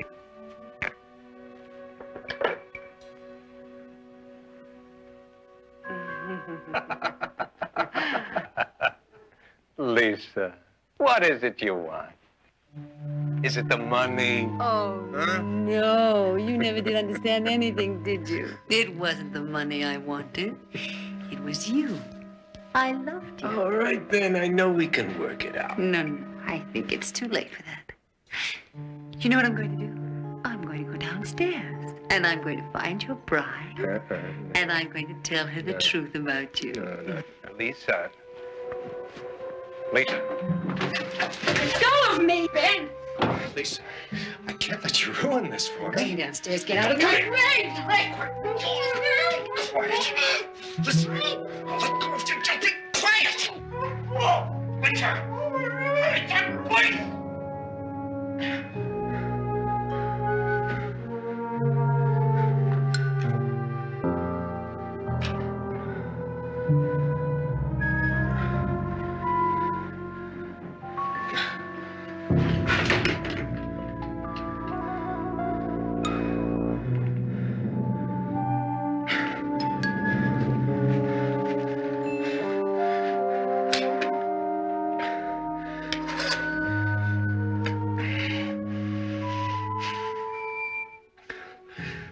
Operator, would you connect me with the luggage shop, please?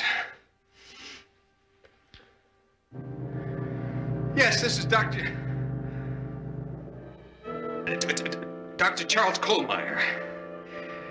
I'd like to order a steamer trunk. Yeah. Any minute now, ladies. Now, where's that future son-in-law of mine? Oh, he still has a few minutes. I better see what's keeping him. Oh, Mr. Stevenson. Mr. Stevenson. Yeah, why not let him enjoy these few minutes of peace and quiet? They may be his last. Maybe you're right.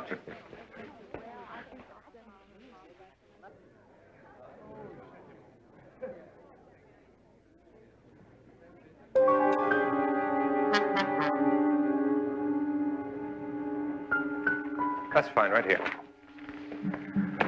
No, I'll do that. Yes, sir. I want you to come back here in 1 hour and be sure that this is sent COD, the express office in Sun Valley. Can you do that for me? I'll do it for you. Here's the address. Thank you, sir. Sir, good luck.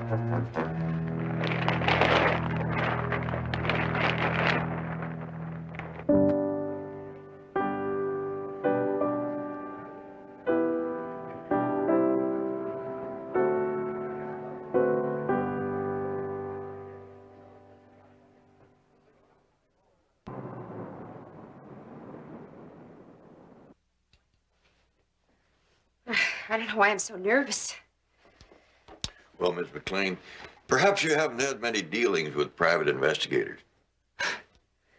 You're right, Mr. Jones. This is my first time.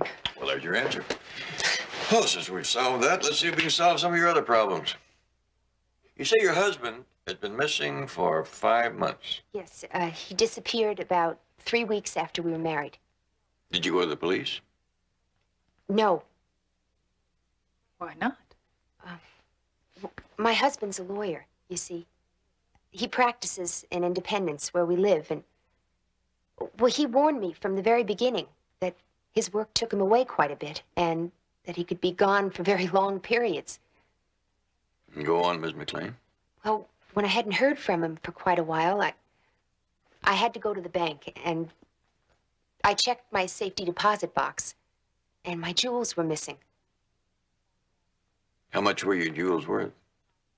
Oh, about $65,000. Mr. Jones, I don't want to go to the police. See, they might think Jeffrey took them. And you're sure he didn't? Well, if he did, I'm sure he had a good reason. One that I could understand and forgive. If I could just find him. Miss McLean, what makes you feel that your husband is in this area? A picture I saw in the Independence Chronicle. It was taken here in Los Angeles, and it shows a man helping a woman out of a fountain. I'm almost positive that man is Jeffrey.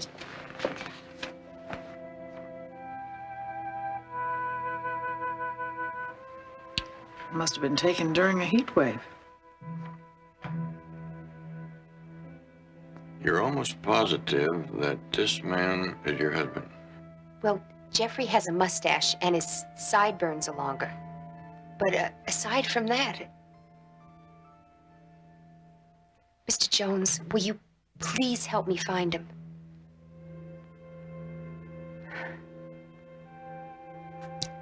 I love him.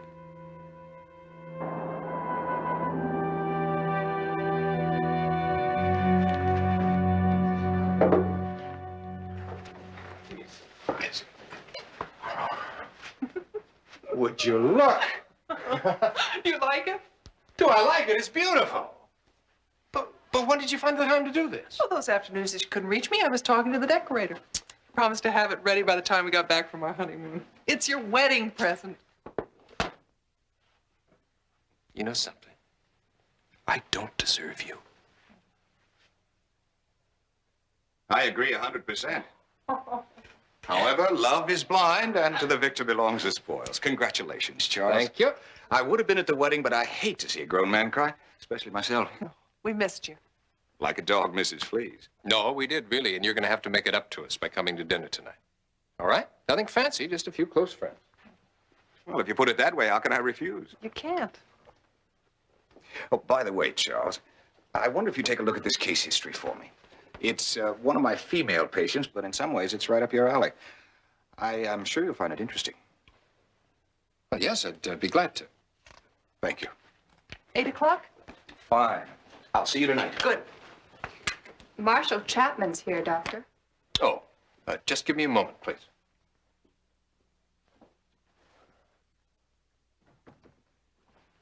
Well, honeymoon's over. Oh, no. You're wrong, Doctor. It's just beginning.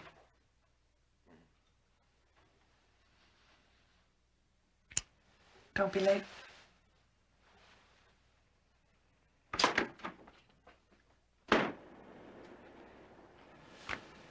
Okay, honey, good. Hold it. Good. Give me some more profile. That's good. Good. Terrific. Good. A little bit more. That's good. Come toward me. Good girl. Good. That's it. Hold on to that. Good. Oh, that's wonderful.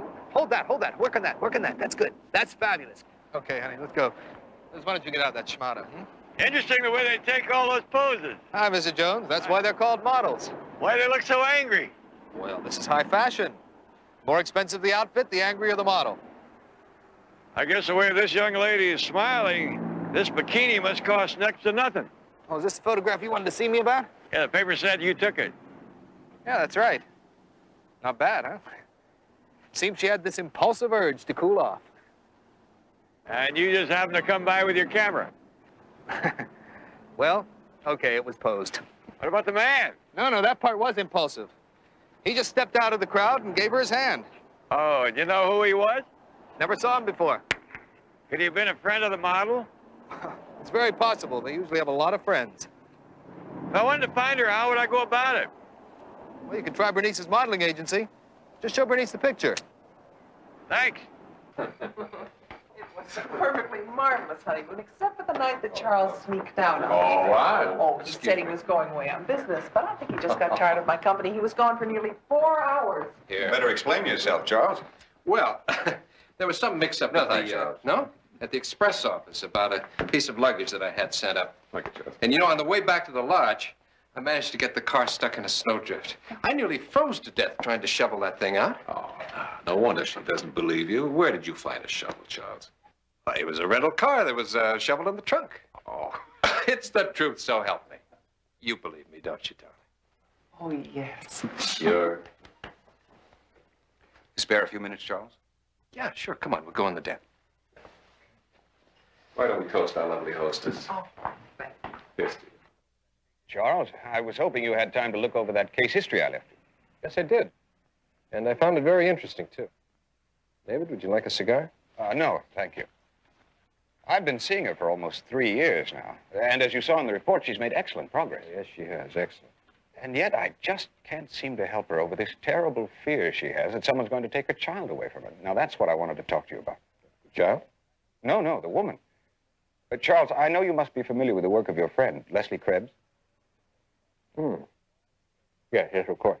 And you buy Krebs's theory of the parent-child relationship? No. No, I don't. Not totally. And I've even told him that. However, I think that in time, Krebs is going to alter his attitude toward adolescent compensation. He's going to? Charles, Krebs is dead. No. No, I didn't know that. That must have happened while I was in New Guinea. Look, you were in New Haven last spring, weren't you? I was, but, well, that's when it happened. Krebs died in April. Now, surely you must have heard. I understood the two of you were very good friends.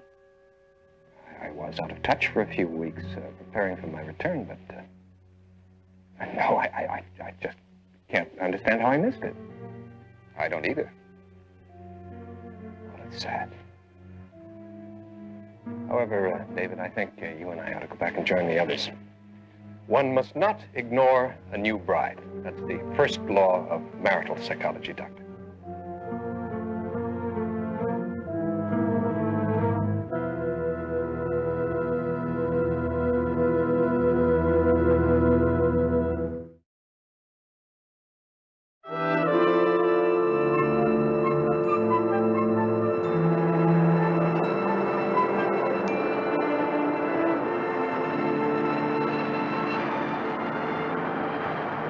Oh, yeah, that's me.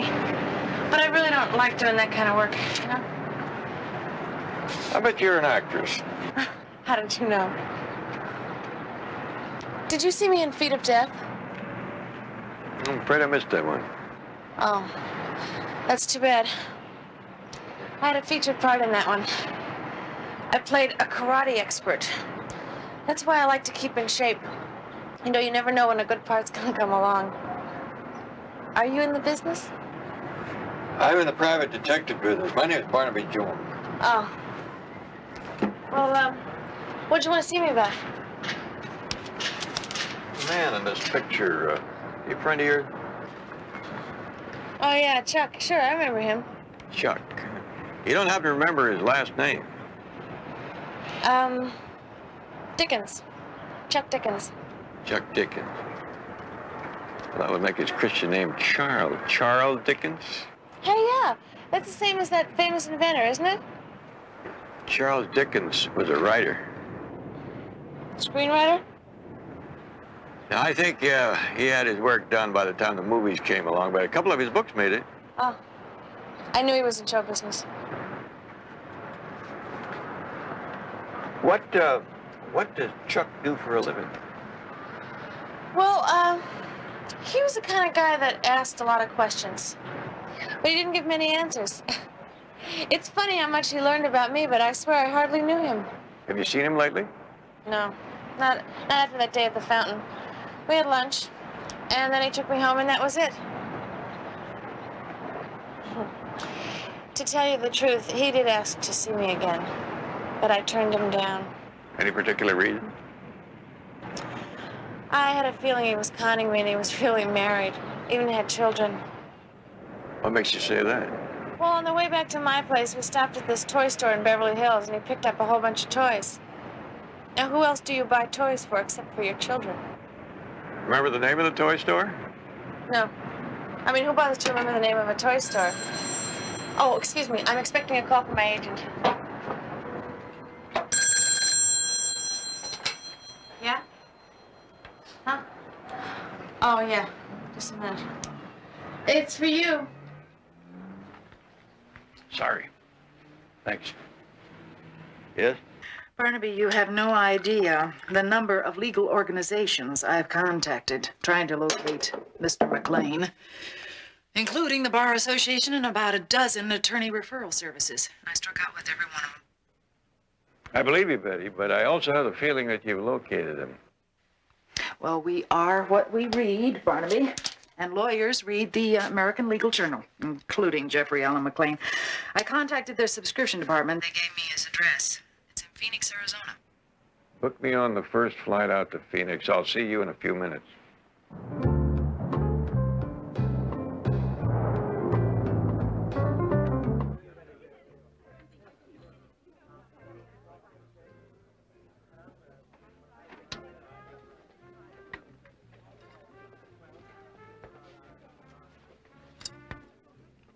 David! I was at the bar and I saw you sitting here. Well, I'm having lunch with Charles. Please sit down. Well, just for a minute. Well, here's to happiness. That's the saddest toast to happiness I think I've ever heard. something wrong? I don't know. Vanessa, what do you know about Charles? He's my husband. Yes. But what do you really know about him? I mean, up until a few months ago, you didn't even know he existed. Well, you hadn't introduced me to him yet. I didn't know him myself until he moved into the building. And if I thought you were going to fall in love with him, I wouldn't have introduced you at all. Oh, David. That's what's bothering you. Maybe that's part of it. Now, there's more, though. Listen, from everything I've been able to learn, Charles was devoted to his research on the primitive children of New Guinea. Now, he used to go into the jungle and stay there for years at a time. So? So why this sudden change?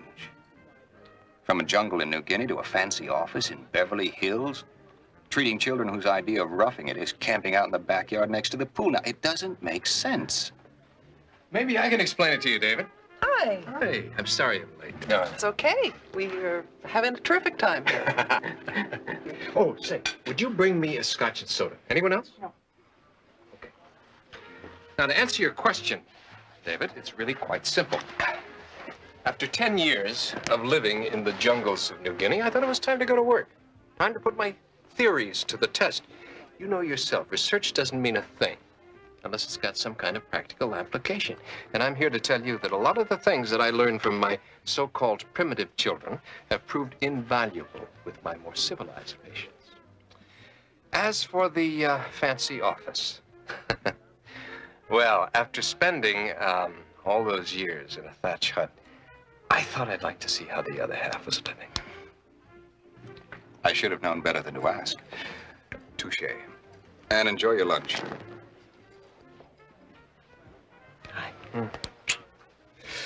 I think I detect a severe case of jealousy. Oh, that's a brilliant diagnosis, Doctor. I don't think it's fatal. By the way, I've got a surprise for you. We've been invited to a very fancy dinner party next week. Oh. They're the parents of one of my young patients. Now, they're very socially prominent, so you're going to have to go out and buy yourself a brand new dress for the occasion. Oh, well, you don't have to twist my arm. If you want, I can even flaunt my fancy heirloom necklace. What necklace? Well, my grandmother gave me. I will. The next time I'm in town, I'll go to the safety deposit box. Sure, if you like. Well, why not? As my grandmother said, what's the point of having a $300,000 emerald necklace if you can't flaunt it? You decided what you'd like to order? I haven't had time to look. Well, I know what I want.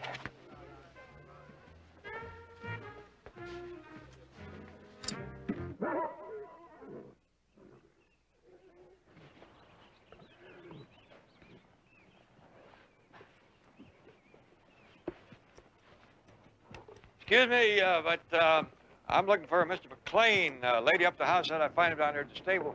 Yeah, I'm McLean. Oh, Jeffrey Allen McLean? That's right. McLean, I'm looking for is a lawyer. Well, so far you're batting 1,000. Only I'm a lawyer turned cowboy.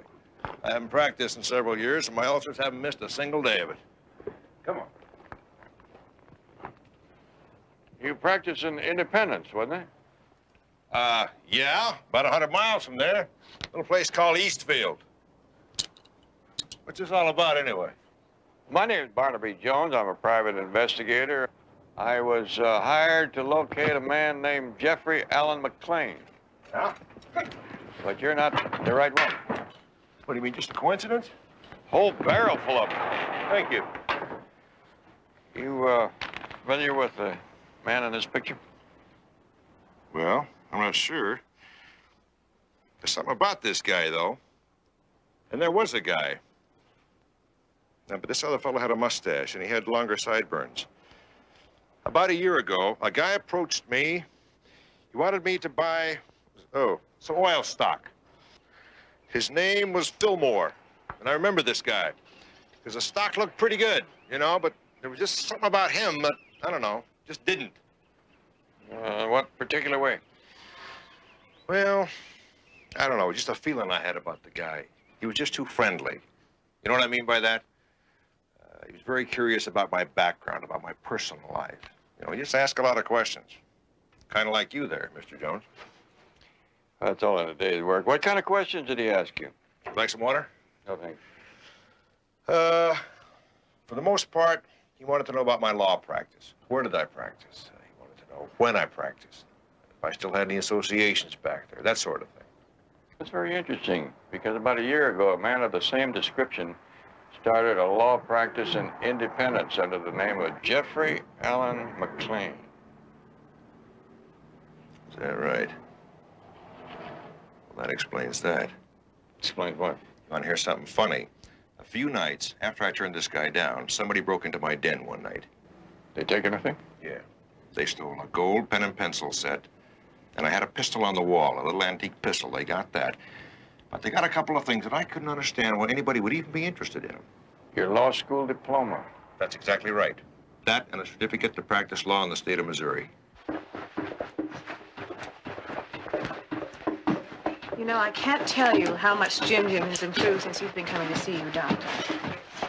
He's so much more confident now, and he doesn't get into fights anymore. Understanding and patience, Mrs. Rumford. I just sit and listen. Believe me, Jim does all the rest. You know, you're too modest. Well, perhaps I make a suggestion now and then. After all, I have to do something to earn my fee. Jim, come here. Jim, come here.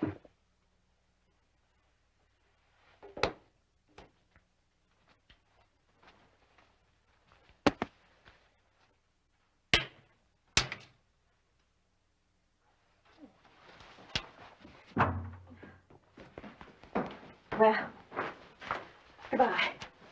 It's been a long day. Yes, for both of us. Why don't you go on home?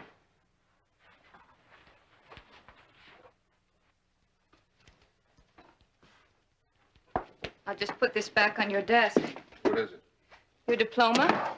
Dr. Bellman stopped by today while you were out to lunch and wanted to know what university you graduated from. I wasn't sure, so I checked your diploma.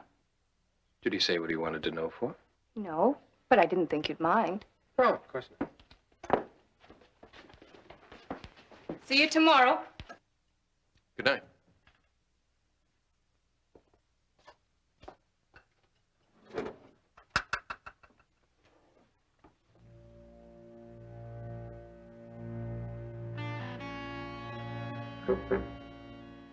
This is Dr. David Bellman. I'd like to speak to the Dean of Men.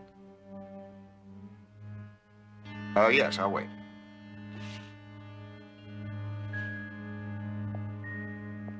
Hello.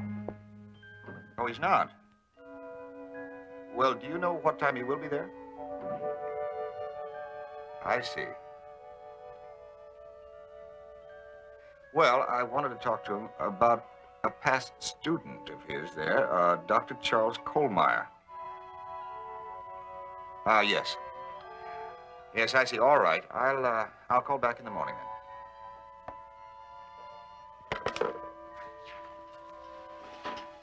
Your interest in me is most flattering, David.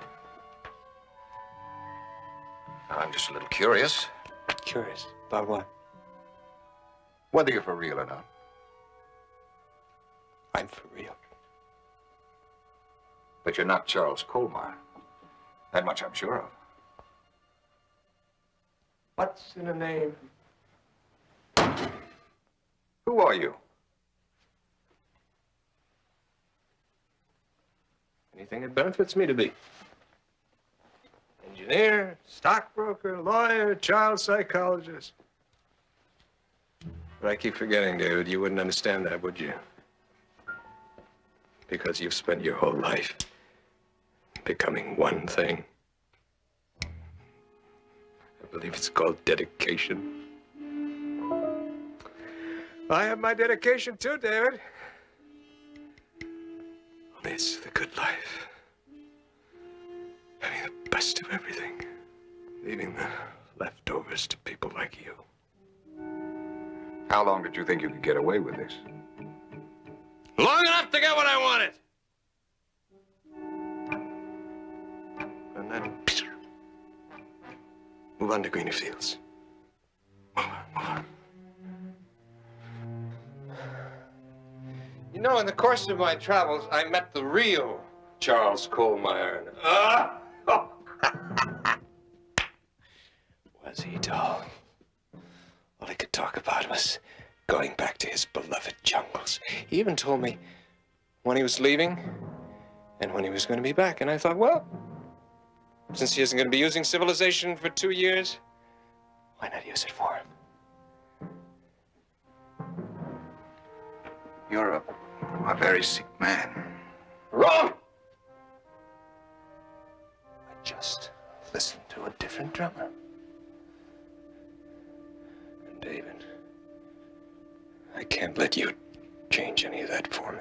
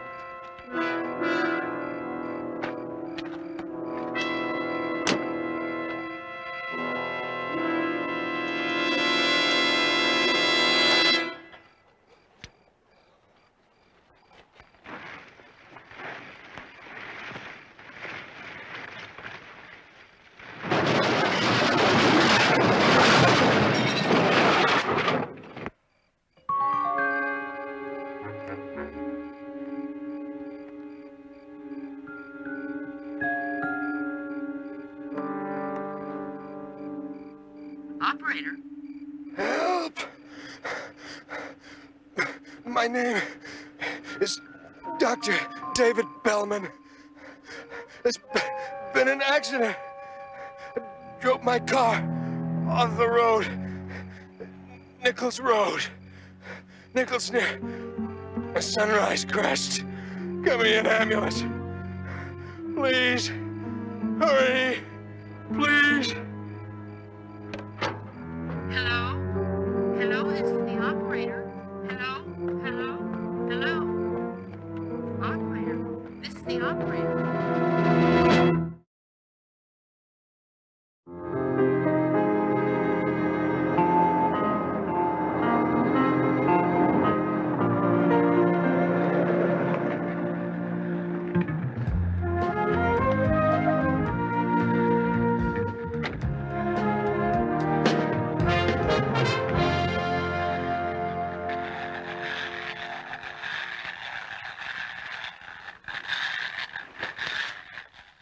Walks a little bit like my cousin Fred back in Tennessee. That's after he's gotten into Cousin Buell's corn liquor. You say so. Something I can help you with? Well, I certainly hope so. About to run out of toy stores. Ever seen a man in this picture? Why? Well, I'm a private investigator, and a loving member of his family hired me to locate him. Seems they lost touch. Looks a lot like Dr. Kohlmeyer. Dr. who? Dr. Kohlmeyer, the child psychologist. He buys toys here to keep in his office for his patients. Would you happen to have his address? Sure. He has a charge with us. Yeah, here it is. 3722 Armand Drive. I can't believe it. I mean, we just saw him yesterday. I know what you mean. According to the papers, he managed to call an ambulance, and maybe if those people had gotten there sooner. I don't know. You know, sometimes I think that life in the jungles is a lot safer after all. Dr. Kohlmeyer, there's a gentleman to see you, a Mr. Jones. Did he say what he wanted? No, sir. Listen, why don't you try to get some rest? Okay. I won't be long.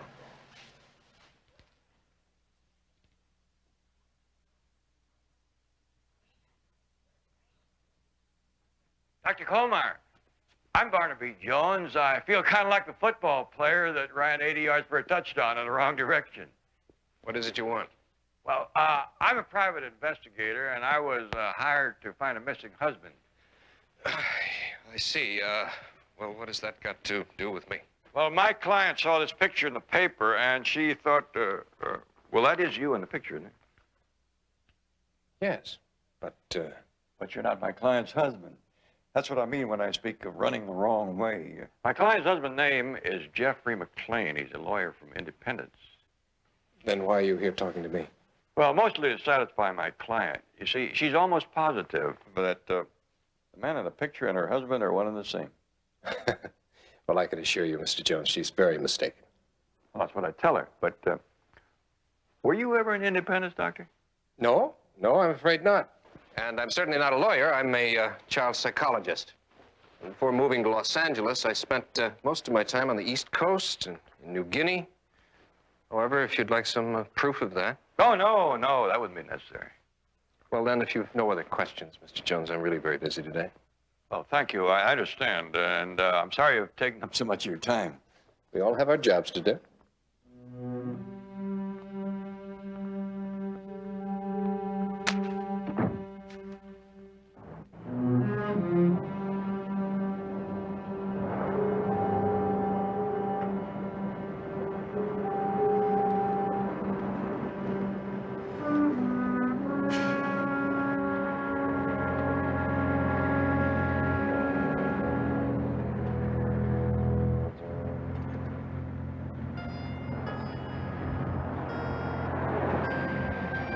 Miss McLean, is that your husband?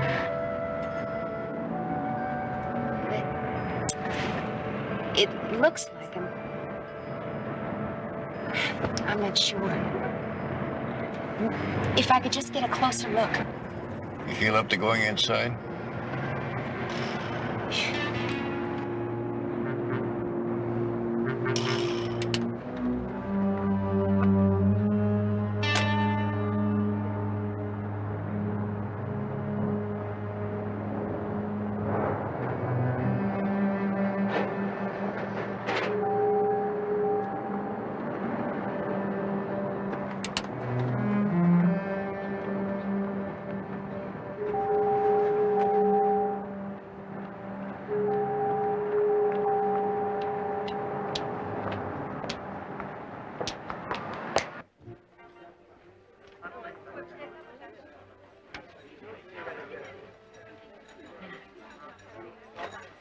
Oh, thank you. I'll order in a few minutes, Tony.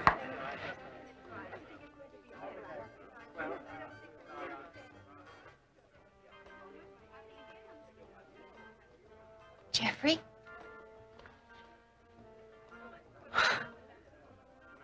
I've missed you so much. Jeffrey, I'm afraid that there's been some mistake. I was so worried about you. I kept thinking that worst possible things had happened to you. An accident, or maybe you were dead. Ma'am, I think you got me confused with someone else. Jeffrey, you remember the night you asked me to marry you? No, I don't. No, my name's Charles. Remember, you promised to love me and to take care of me for the rest of my life, and I said that's a better deal than I had just gotten on my new car. We laughed. Jeffrey, you made me feel so beautiful. You made me feel so wanted. I don't know what to tell you, Mrs. McLean. Angie McLean. No, I'm your wife. Do you really believe that, Mrs. McLean? Now look at me. Can you be certain that I'm your husband? Do we have the same face? Or the same eyes, or the same hair? Do we act the same? I'm very sorry, Mrs. McLean. You're a pretty woman and you flatter me, but on my honor, I'm not your husband. I've never seen you before in my life. No.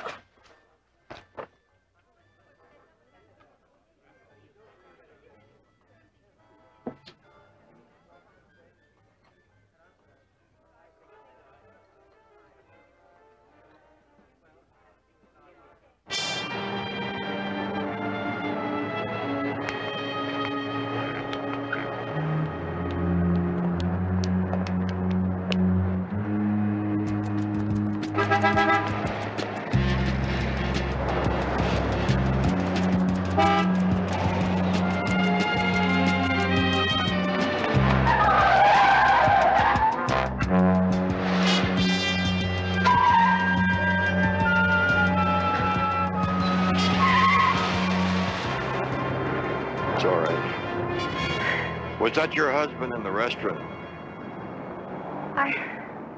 I think so. Would you swear to that in court? You may have to. He seems so different. Miss McLean, would you swear that was your husband? No.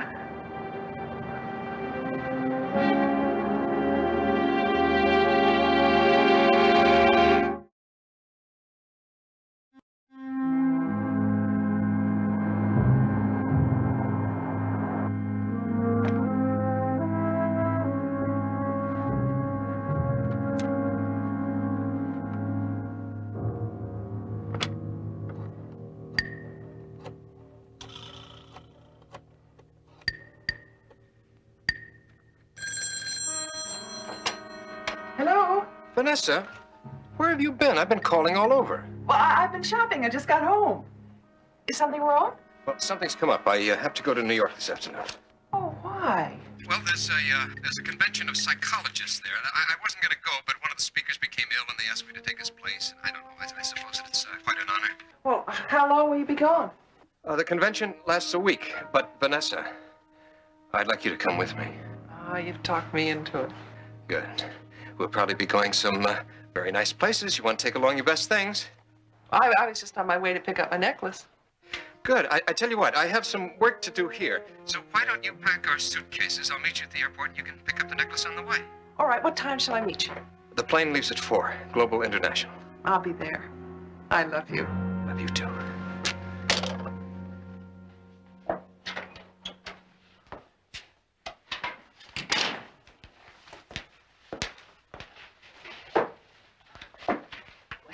Here's our marriage license, Mr. Jones. Good. Now we'll be able to see how the McLean signature on the license compares with the Kohlmeyer signature that Betty got from the toy store. Well, Betty, maybe I better have a talk with the Kohlmeyer maid. Why don't you call and find out when is her day off? Are you going to use your charm to find out the family secrets? Just make the call. Yes, sir.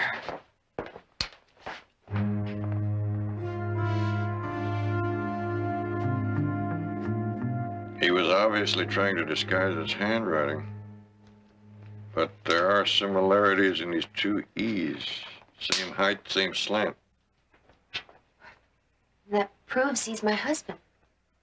Well, I'm no expert, but I know where I can find one. Barnaby, I just talked to the Kohlmeyer maid. Yes?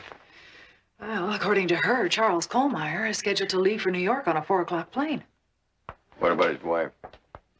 She left 15 minutes ago to be with her husband at the airport.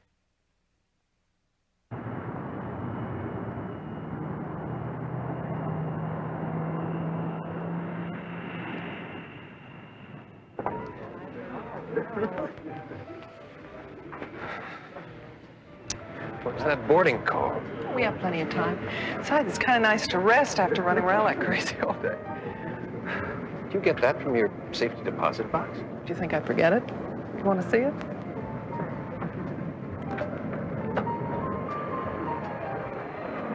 Passengers for Global International's Flight 361 to New York City may now board at Gate 12. It's us.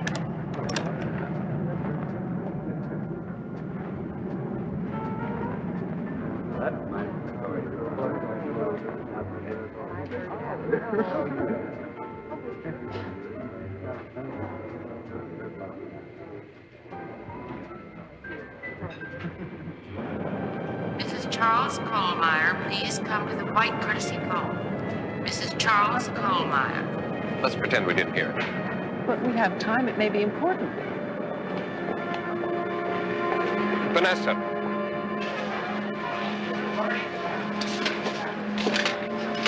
This is Mrs. Kohlmeyer. Dad. Oh, I'm so glad you got my message. I just wanted to say goodbye and to thank you again for a wonderful time. Looks like we timed it just about right. Yes. Yes, my plane leaves in just a few minutes. See, it's just a coincidence. Come on, let's go. Oh, Dad, I love you too. Yeah, I'll write you from New York. Vanessa. Bye-bye. Excuse me. Sorry to butt. Are you Mrs. Kohlmeyer? Yes. Oh, that's funny because that's our name too. Really? Could we be related? Well, perhaps. My husband's name is Charles Kohlmeyer. Well, it certainly is a small world. Come on, dear, we'll miss the plane. He's a doctor, a child psychologist. He's flying in from New Guinea to meet me in New York. Charles? It's really very funny. Who put you up to this? No, I'm not joking. He does research there with children from primitive tribes. Actually, we were just married there a few months ago, and we didn't have much time for a honeymoon, so we're going to make up for it in New York.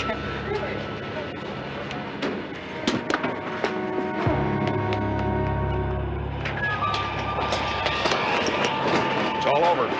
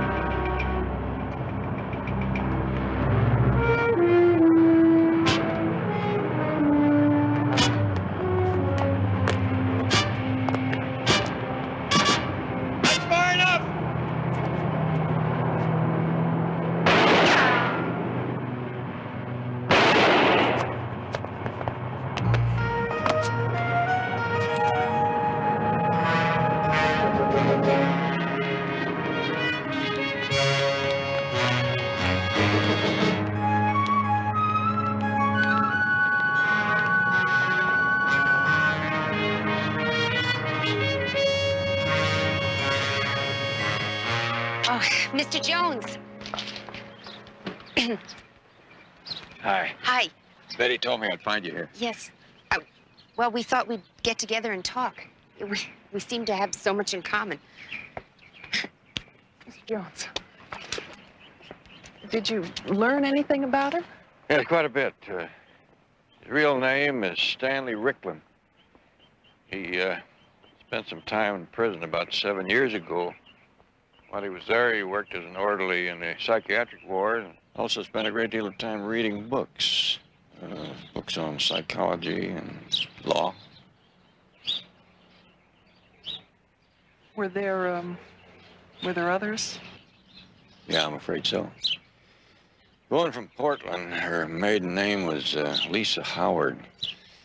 They found her buried in Sun Valley. He admitted to murder. You two are the lucky ones.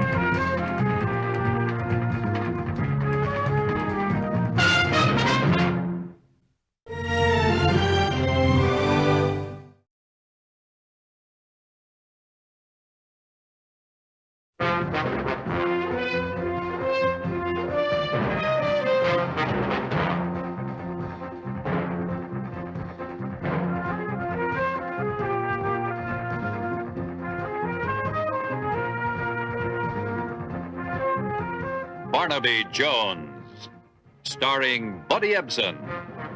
Also starring Lee Merriweather, with guest stars Andrew Duggan, Rennie Santoni, Victor Holchak, George DeCenzo. Tonight's episode, Foul Play.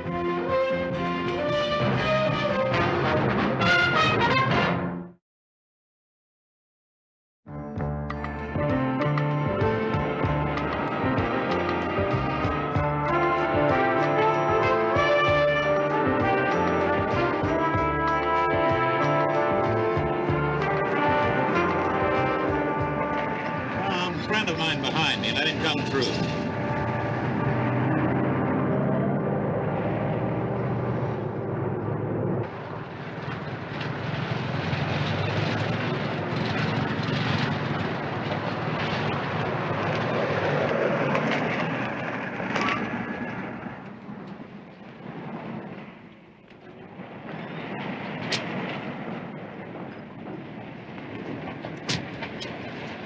Private entrance to my office. Nice to have made it big.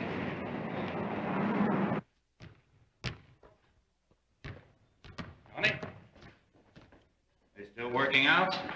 I think they're almost finished, Mr. Sanderson. Coach Gorman asked me to get his briefcase from his car. Well, when Frankie's through on the court, tell him I want to see him in my office. Got it? Yes.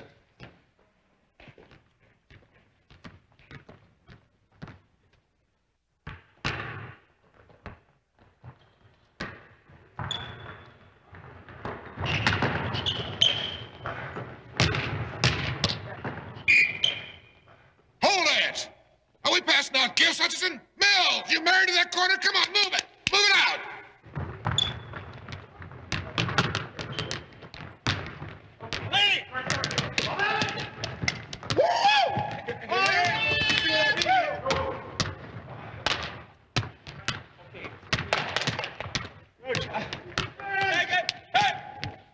All right. That's it. 10:30 tomorrow. Frankie? I want to see you upstairs.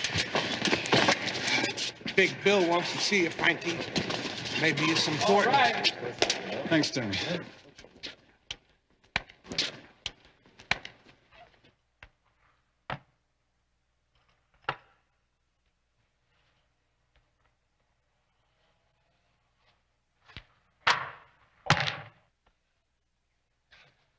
That old Santos touch.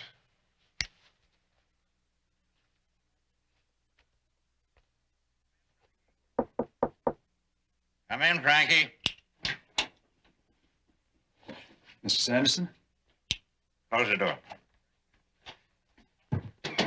Frankie, I'm a man that levels with his players, and I expect to be treated the same way. Sure, Mr. Sanderson. In your last year at Western Pacific, you led your teammates to an unbroken string of victories leading to the championship game. You also won that game, though not by the margin people expected.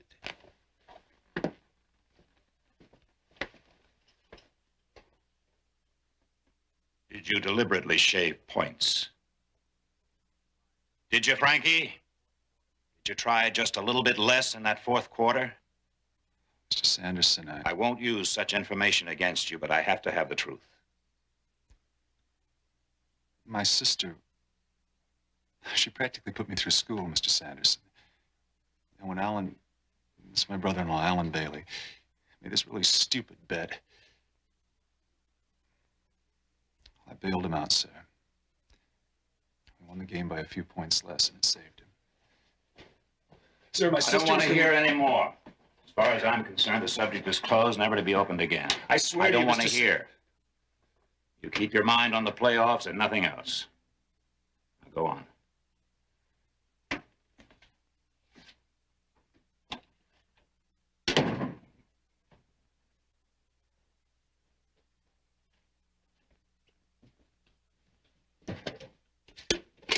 All right, Bailey. My wife's baby brother never could lie. Name what you want, and hear me clear. You cheap punk, if ever I see... Mr. Sanderson, you got it wrong. Cash isn't doing me any good. You told me you had information that could destroy my star athlete. Well, I agree you have that information. Now, how much do you want? It's not cash, Mr. Sanderson. I got in so deep, I made promises. They asked if I could deliver Frankie. I said yes. You said you could deliver your own brother-in-law to throw one of my games? I was ready to say anything. My skin on the line. Now I know I never could talk to Frankie again about shaving points. But I figured talking to you, get the same job done. You're a heavy favorite to sweep the playoffs. So sweep, but give the crowd a run for their money. You get a little ahead, yank Frankie from the game. Tell your coach you want him saved as much as possible.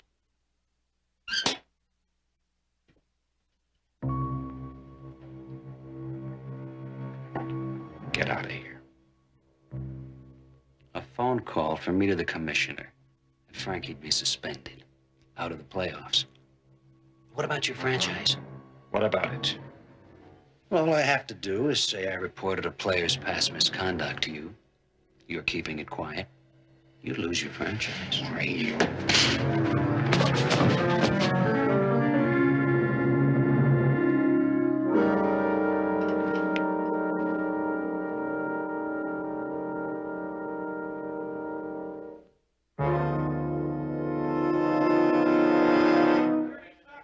Hey, Tony, Mr. Sanderson's on the phone for you.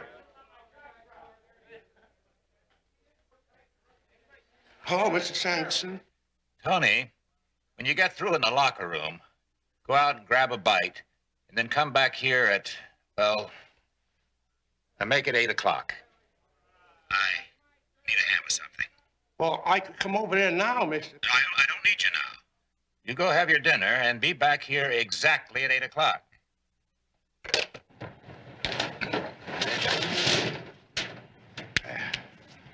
Boy, must have cleaned out your whole office, Mr. Sanderson. No, just some books I've collected over the years. Tony, I need a favor. I hate to ask it. Hey, Mr. Sanderson, come on. Take me 100 years to pay back the favors I owe you. You know where North Valley Canyon is? About 2 miles this side of my place. Oh, yeah, sure, I know. Well, I want you to take that car there, drive it into the brush, and lose it. Must be dozens of cars rusting away there. You think you can handle it? Oh, it doesn't look that old, Mr. Sanderson. Was involved in a hit and run. Oh, no injuries. Just a scraped fender. But my nephew, age 16, with just about that many traffic violations, well, if the police found that car, he'd be up the creek. Kids. Take the far gate so the guard won't recognize you.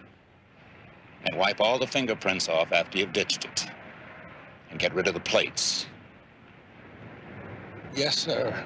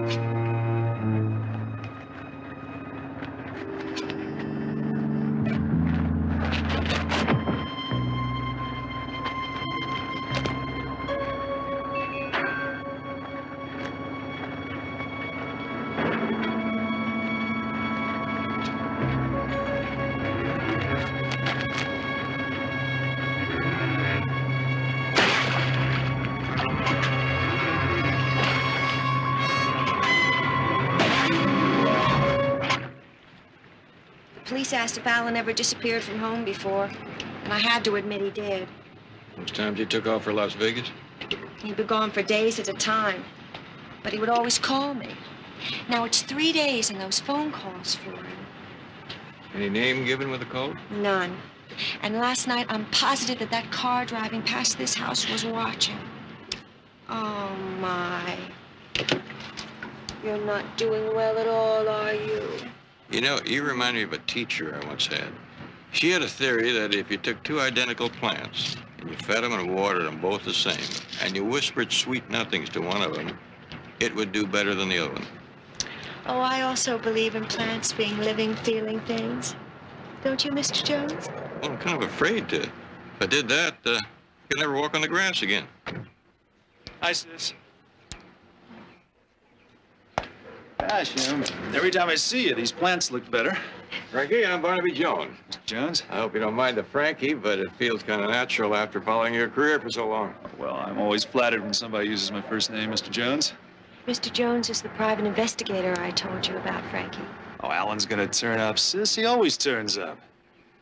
Thank you very much, Mrs. Bailey. I think that's all the information I need right now. Good luck on the playoffs, Frankie. Thank you, Mr. Jones. Staying for dinner, hon? No, there's no time. So, has Alan been getting in deep again? I mean, he is bringing his paycheck home.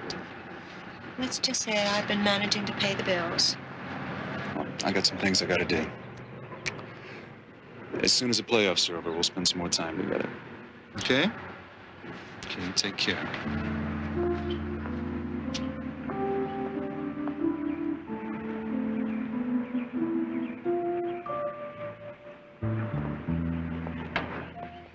You can go right around to the patio, Frankie. He's only on the phone with reporters. Okay, thanks, Tony. I'll just be a couple of seconds. Of course you can quote me. There's not a single injury on the team. Not among the starters, anyway. Yeah? Yeah? No, rumors, Bob. From that Miami news service. I'm having a late breakfast. Help yourself. You know how they like to stir things up down Magnolia way. Yeah, you do the same. It's the fourth call I've gotten wondering whether we're using our regular lineup. You look tired. Well, I haven't slept too much, Mr. Sanderson, since we talked about that college Told you game. to forget it. Well, something started bothering me, sir. You see, last Sunday, my brother-in-law disappeared. That the lame brain that talked you into shaving those points? Yeah, my sister's even hired a private detective, a man named Jones, to look for him. Anyway, the thing that bothers me is the fact... You're wondering how I got the story, is that it? It did seem like such a coincidence. Listen, kid. I never met your stupid brother-in-law. I've been meaning to talk to you about that college game for a long time. I'm probably making a big deal out of nothing here, I know that. Miss Anderson. Oh, hello, Dave. This is Chadwick, Omaha Post. I'm going to be quite a while. Who said the franchise is for sale? Where'd you get that fairy tale? No, I'm not saying I didn't get an offer, but I'm just saying the Wildcats are not for sale.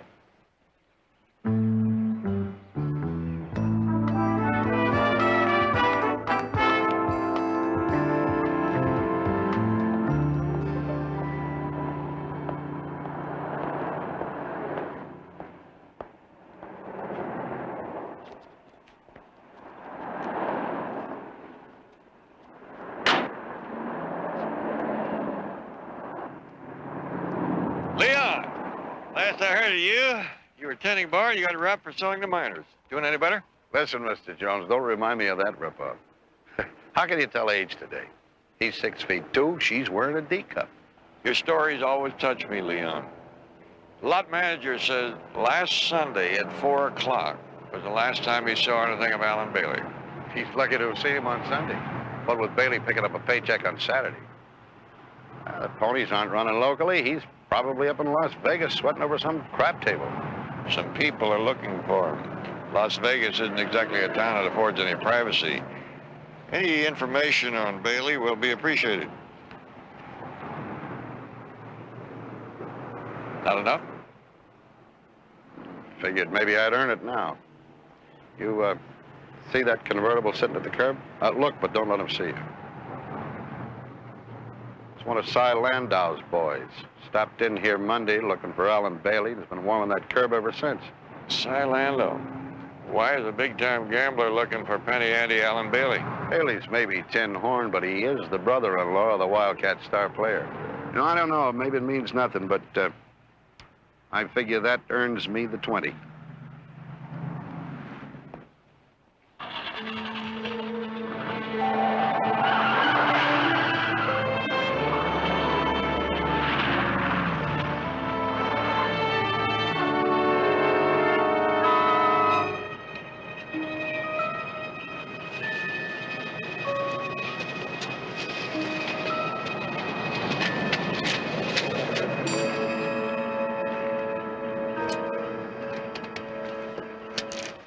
Beautiful day, huh? Kind of reminds me of Central Park. I used to be on the track team, PS something or other. Every morning for 1 hour jogging. Who are you? Cy Landau. That's unimportant, Frankie. Hey, listen, did your brother-in-law talk to you? I haven't seen him. Yeah, that's the word around town. He skipped. Well, it doesn't change things, Frankie. You see, he said he had you in his pocket, so we invested accordingly. Look, I don't know what you're talking about. I got another 2 miles to run here. Kid, I don't like debates. They give you nothing but a sore throat. It's in your lap. Your brother-in-law spoke for you. He said he had you all tied up with a nice pink ribbon. Now, look, fella. No, you look. And you listen. You're gonna bring this first game in under 6 points, Frankie. You're just the guy who can do it. You proved it in your last year college game, according to Alan Bailey. Good old Alan. Under 6 points, Frankie. Be a hero, win the game.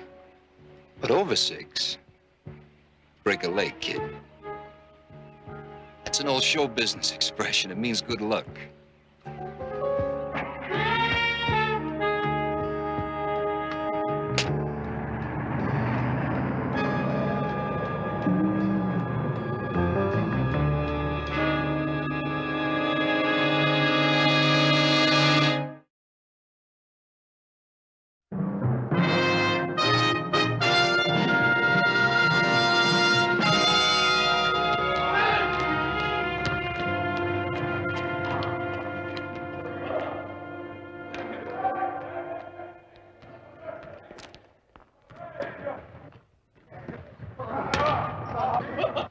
Frankie's hurrying his shots. Tony Santos? I'm Barnaby Jones. You don't know me, but I was sitting right about here one night 6 years ago when you broke the year's record for rebound. I got hurt after that. I know you're a friend of Frankie's, and I thought maybe you could help me answer a couple of questions. I'm looking for his brother-in-law, Alan Bailey. I'm not sure I ever met him. Well, maybe this would help you refresh your memory. Oh, sure. But I didn't know he was Frankie's brother-in-law. I saw him with Mr. Sanderson last, I think it was Sunday. That's it, Sunday. About what time? Well, practice breaks at 5. It was 5 o'clock. Tony, when you get the time, would you take my car over to a station and have the starter checked out? Oh, sure, I can do that right now, Mr. Sanderson. Oh, it was nice meeting you, Mr. Jones. It's my pleasure, Tony. Jones. Bill Sanderson, Mr. Jones. Oh, howdy. I heard Frankie mention that his sister had hired you to locate Al Bailey. Any luck? Well, the manager of the car lot where Bailey's been working said he hadn't seen him since 4 o'clock on Sunday, but I just heard that you'd seen him since then. Yeah, about 5 o'clock. He spent quite a few minutes in my office trying to convince me that it would be the smart thing for me to go in with him and buy the car lot he works for. Quite an operator's Mr. Bailey. Well, then I guess we can assume that Bailey left here a little after 5. He might have hung around after that, but I wouldn't know about that.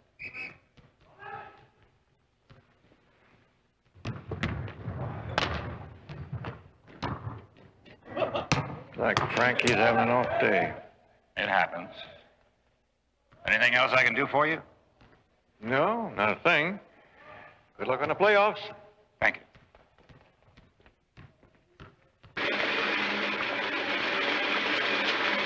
The more this guy Landau talked, the more scared I got. You know, the thing I can't get over is how Alan could tell a guy like Landau he's got me in his pocket. Brother-in-law's a jerk. He knew he couldn't produce you to square off things with Landau. That's why he's hiding out someplace. There's something you should know. I did get the information about your last college game from your brother-in-law. Al Bailey was in my office for about 5 minutes last Sunday, using the knowledge he had against you to blackmail me. So I paid him off. Mr. Sanderson, you shouldn't have done that. Sir, I would have rather gone to the commissioner myself and finished this whole thing once and for all. But your teammates would also suffer. They battled for a whole year to get into the playoffs, and then you suspended? I just wish I could come clean about all this without hurting anybody. This Barnaby Jones, your sister hired, he knows I saw your brother-in-law that Sunday. I told him Bailey was interested in a business proposition, so if Jones asked you, you might say you knew that was on his mind. I can't keep track of the number of things on Alan Bailey's mind, Mr. Sanderson. You leave Landau to me.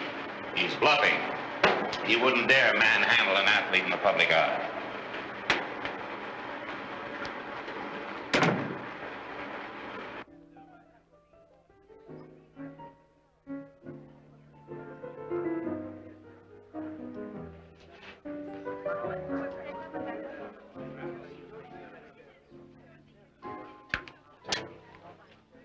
Tony?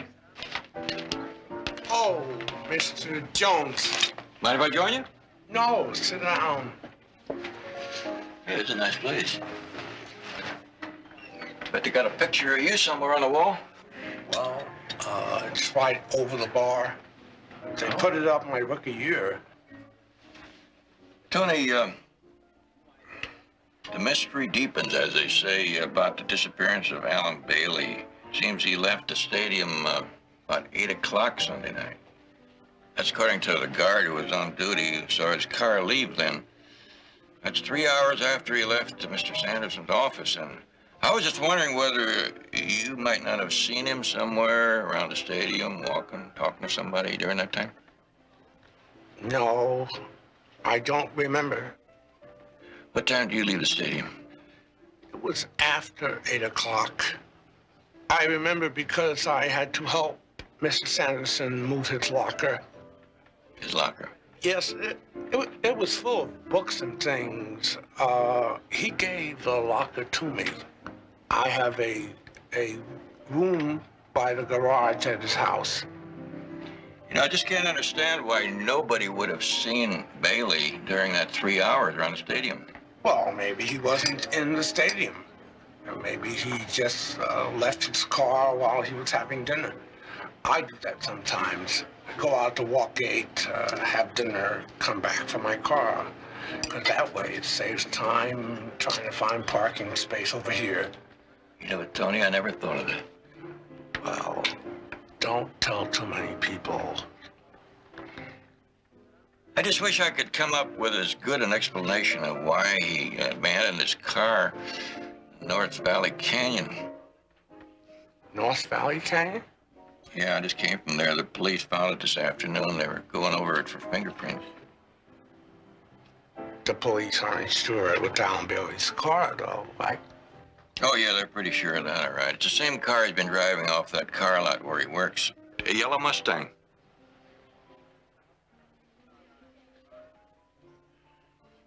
Something wrong, Tony? No. Want to tell me about it? Leave me alone. Did I say something to upset you? Please, just leave me alone. Sorry, Tony.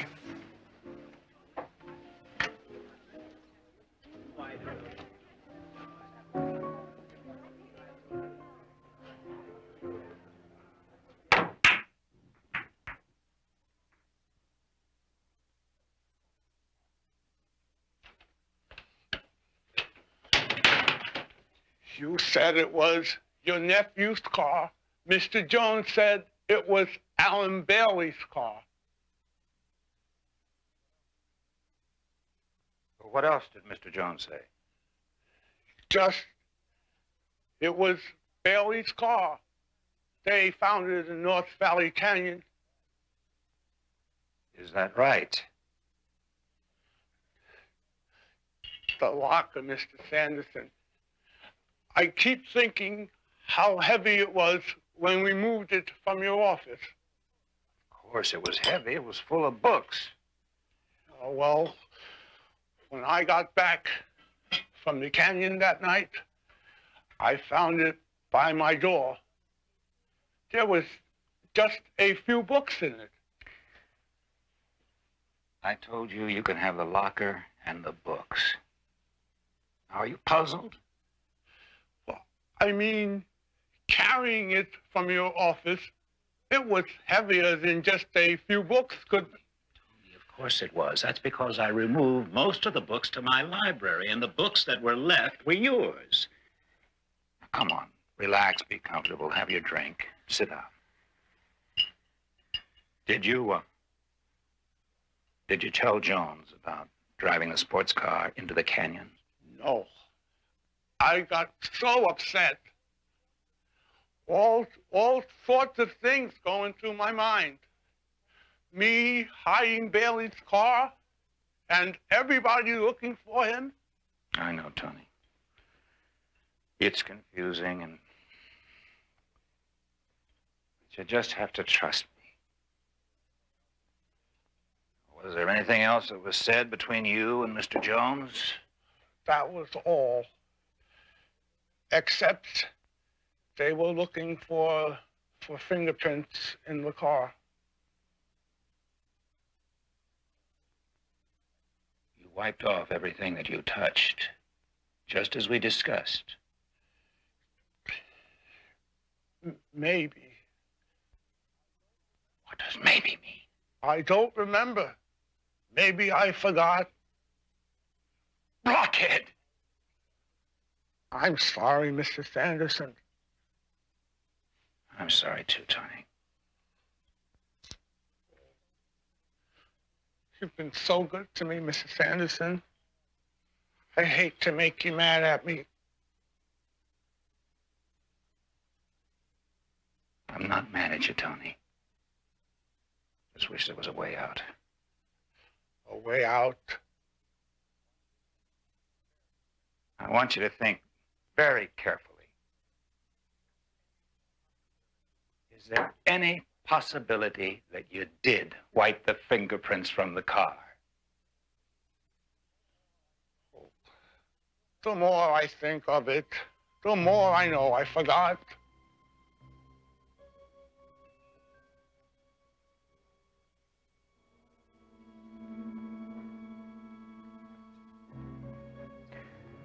Finish your drink. Maybe we can have a game.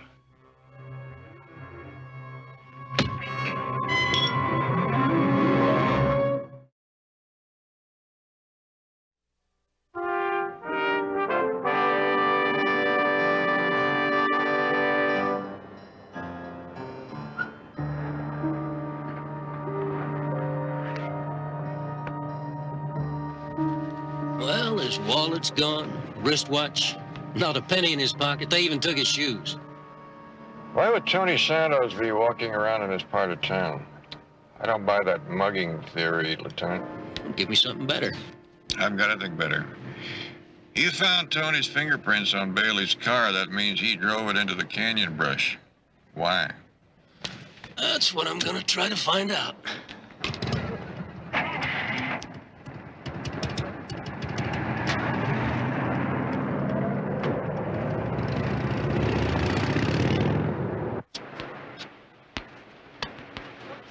I guess I need a few lessons.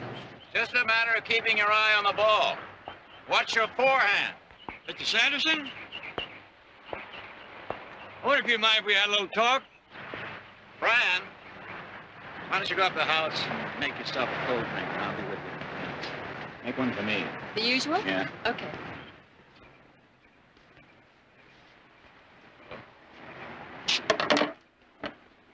I didn't mean to break into your game. I rang the front doorbell. Well, I've given the help a few days off. What can I do for you? Well, I figured you'd be the logical one to talk to about Tony Santos. He works for you, lives here. I don't care to discuss Tony Santos. I was shocked by his death, but doubly shocked by the fact the police are trying to tie him to Al Bailey's disappearance. Yes, that is a puzzler. Mr. Sanderson, how do you account for the narrow point spread as quoted by the papers for tonight's game? Gambling doesn't interest me. Well, have you any idea why the local gamblers would be betting that your team won't look up to par tonight? Not a one. Getting back to Alan Bailey. Jones. I don't care to get back to him. But I think everything is just starting to fit together. Bailey's disappearance, Santos' death, the gamblers betting that your team won't do too well tonight. Maybe they've heard that Frankie Hampton is not so sharp in the practice sessions. I do have a guest waiting. Good luck in the game tonight.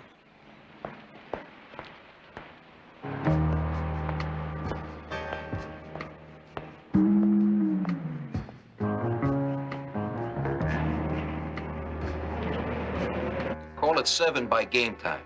Ask for 8, but you settle for a 6-point spread. Right. And find out if Milwaukee wants to lay anything more off. Yeah, show 'em in. Hey, Bill, how are you? I was going to call you later in the day. Have a cigar. Have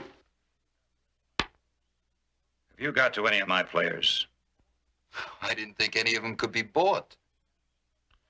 How can you be handling the flood of money coming to this city on the narrow spread that you're quoting? Because we're coming to an understanding. You, me. You think I'd ever make any kind of deal with you? Well, perhaps not. I really couldn't care, Bill. You see, I happen to be in that lovely position of having my cake and eating it too. Join me? No. What's that supposed to mean? Well, a certain somebody who happens to be very close to your star player, a brother-in-law, in fact, can testify said star player did some point shaving in his last college game. You're reading me, I believe. Oh, indeed, yes. And how are you producing this brother-in-law with such testimony? Well, I don't think it, Well, I'll be damned. Big Bill knows how to play rough. You and your boys are going to take the biggest bath in the history of the playoffs. But if I catch you close to any of my players again, I'll show you how rough I can play. Wait a minute. You're getting all excited over nothing. You didn't let me finish. I was about to say I don't think producing Alan Bailey is really necessary. This is just a copy, but the original's locked in my safe. But take a look at it. It's fascinating stuff.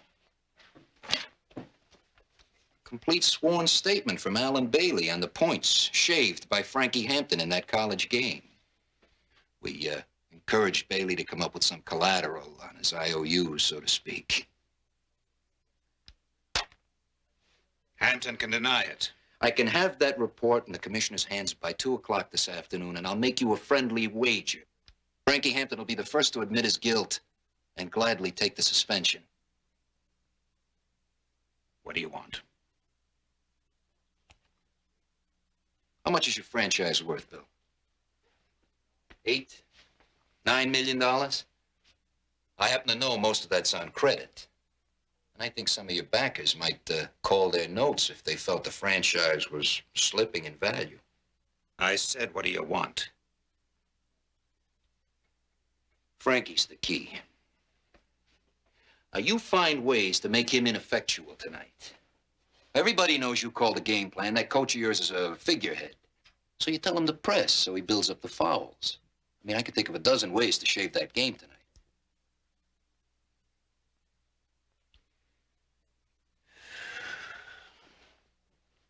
There's going to be a problem. I'd say you're a pretty good man at disposing of problems. Take Alan Bailey for one example. I need a flat-out answer, Bill. All Right. But there's going to be a problem. Mutual. Detective named Jones. Barnaby Jones. It's like getting hit in the gut, hearing about Tony. Did you talk to him that Sunday night he came in here for dinner? Yeah, we always had a few words. Like, what's new, like that. Did he seem like his normal self? Yeah, I guess. Didn't seem worried, like he was having to do something he didn't want to do? No. He was just killing time after he ate. Only thing he had on his mind was doing something for Mr. Sanderson. Killing time. He had to be in Mr. Sanderson's office at exactly 8 o'clock. Did he use those words, exactly 8 o'clock? Sure. I remember because he kept asking me for the time. Thanks.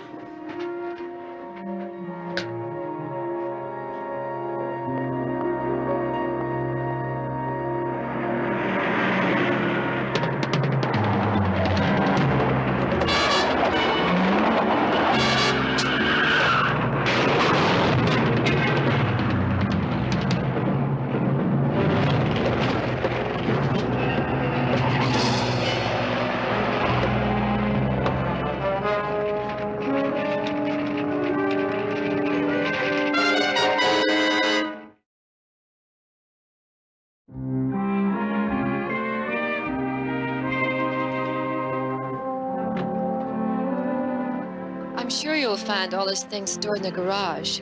I saw them moving everything from his room this morning. But Mr. Sanderson can give you more information. He's at the sports pavilion. First game's tonight.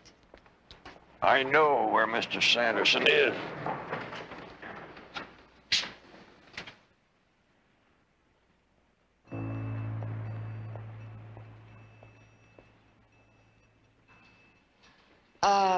Should you be doing that? I mean, I'm just a guest here, but do you have permission from Mr. Sanderson?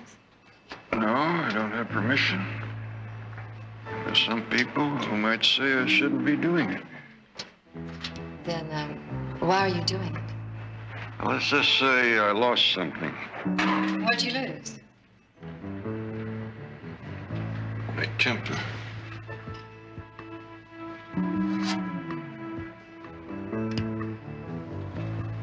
Would I sound stupid if I asked what this is all about? No, that's a perfectly logical question.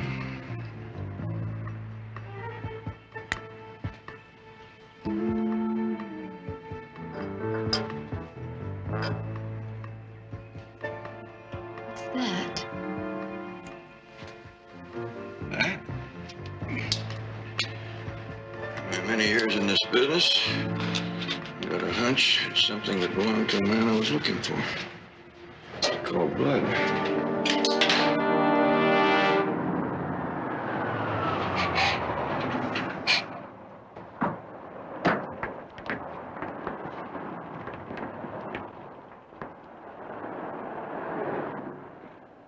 Bill, making a last-minute change just doesn't make sense. If we do what you say, we could blow the game in the first quarter. Trust my instincts, John. We'll be upsetting their whole game plan. Okay.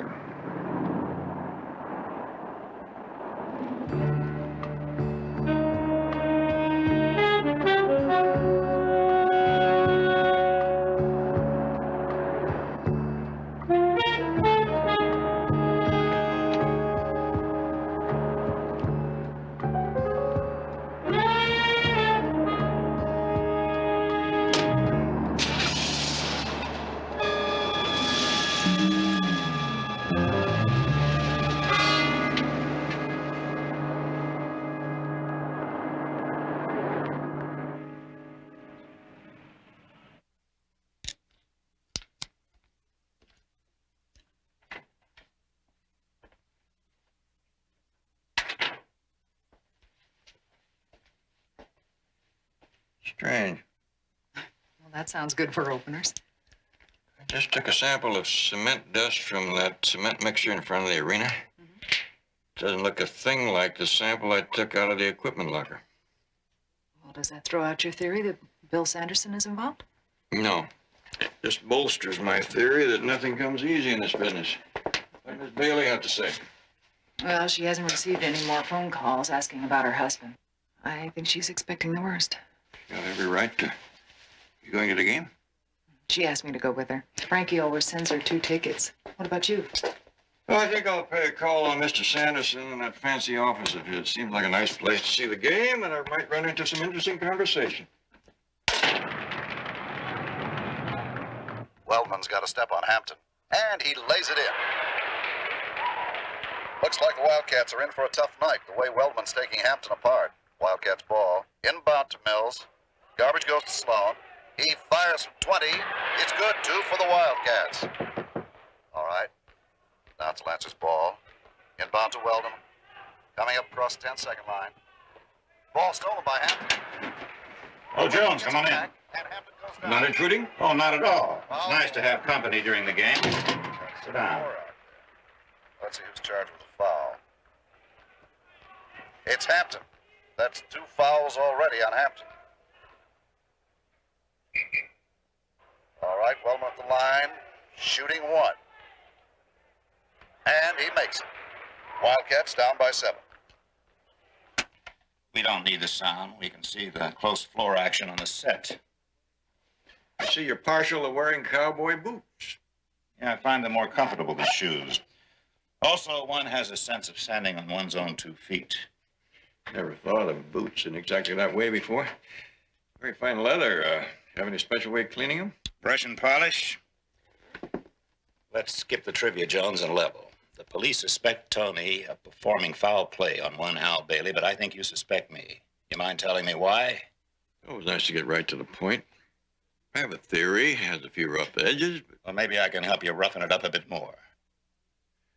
Well, Bailey's car was seen leaving here about 8 o'clock last Sunday night. Only Bailey wasn't driving it. Tony was. The guard said he saw Bailey leave at that time. No, they saw the car leave, not Bailey. There's a difference. Are you suggesting that I somehow conspired with Tony in killing Al Bailey? Oh, no, I think Tony's too honest for that. He'd be incapable of conspiring. Are you suggesting, then, that I used Tony? Wouldn't be too difficult. My involvement. You got a peg to hang that hat on? That locker that you moved from this office, I took the liberty of examining it in your garage, and finding bloodstains and cement dust inside leads me to believe that Mr. Bailey is reposing somewhere under the concrete that's being laid out by the parking lot. And I put him there? Scoreboard says you're 9 points behind. Does that worry you, Mr. Sanderson? Let me construct a case for you, Jones. Supposing that Al Bailey was in my office right here at 5 o'clock.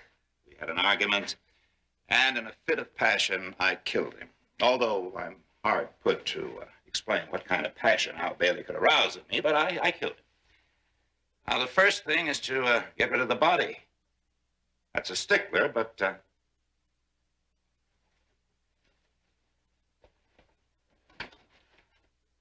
the equipment locker. The plot thickens, eh, Mr. Jones? I couldn't do better myself. So I wait until dark, and then Tony helps me carry the body and the locker down to my station wagon. I tell Tony to drive Bailey's car off and dispose of it. A little stickish there. Why would Tony drive his car away without first questioning who it belonged to? We may never know that. So, Tony leaves with Bailey's car, and I'm left with Bailey's body. But not for long. I drove the wagon over to the cement mixer. I placed the body where concrete was being poured, and do some more pouring. Are we of one mind on this?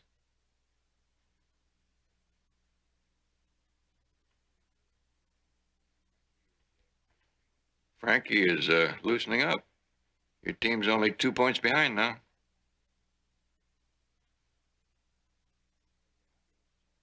Doesn't seem to make you happy, Mr. Sanderson. Well, let's not continue this anymore, Jones. If the body is buried here, there's only one conclusion that can be reached. Tony sneaked back, on foot, probably after he saw me leave, and disposed of the body. Good theory, but I have a better one. You know that it's almost impossible to get rid of cement dust from your shoes? Meaning these boots, and I was wearing them that day, contain traces of cement dust? Jones, you fascinate me. Well, I was hoping I would. I'd be surprised if they didn't contain some small trace of cement dust, seeing as how I was in the area a few days ago watching the men work. Well, that's enough to blow my whole case, isn't it?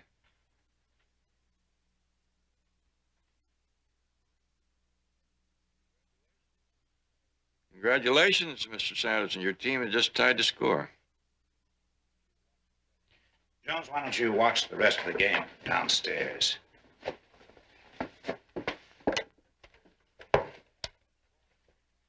Tell Coach Gorman to give Frankie Hampton a rest. Play him in the next quarter.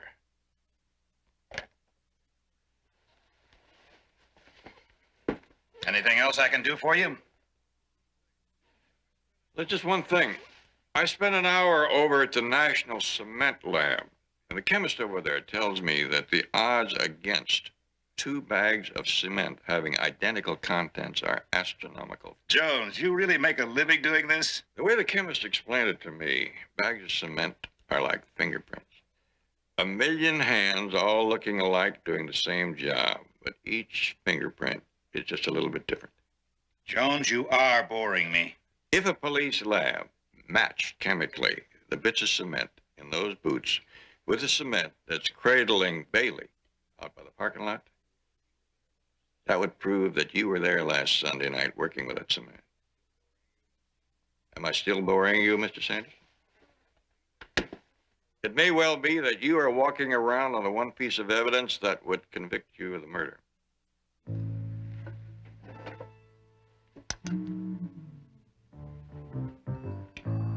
Let's continue this conversation elsewhere. You're an impulsive man, Mr. Sanderson. Through that door. Open it. Get your hands up.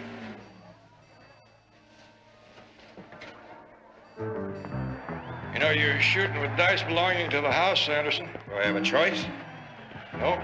By now, the police ought to have all access to your office covered. That's not even a good bluff. You know, your biggest mistake was in not keeping that door up there locked.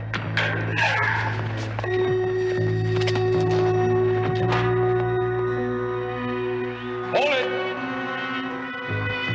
You've run out of mistakes, Sanderson. Your last one was forgetting to frisk me. I'd be willing to bet that's a lot of nonsense. Cement analysis.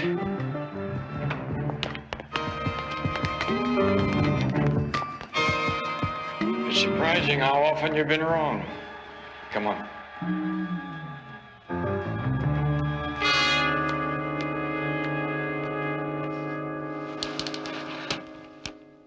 I suppose I knew all along this would be the outcome. Betty, take Miss Bailey home. Stay with her a while. Of course.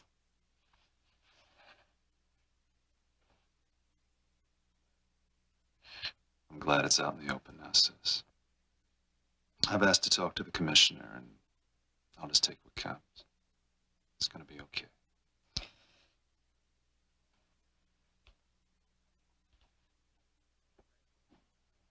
I want to thank you, Mr. Jones. I feel a lot better now, about my own situation. I'm finally relaxed. My mind's free. I think the way it goes is an easy conscience is an easy mind. Yes, sir.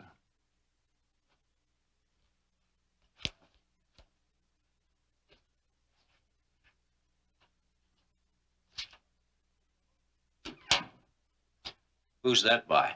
My mother. She used to make up these sayings, tack them up over the fireplace, and we had to memorize them. If we didn't memorize them, we didn't get any dessert. Incidentally, Lieutenant, who won the ballgame? The Wildcats by 8. How do you win these bets, Barnaby? With a crystal ball? This was an emotional bet. I was rooting for Mr. Cy Landau to wind up on the losing side of his point spread. Follow your instincts when they are pure. Another one of Mrs. Jones's over the fireplace. Well, Lieutenant, what fancy restaurant are you going to take me to today?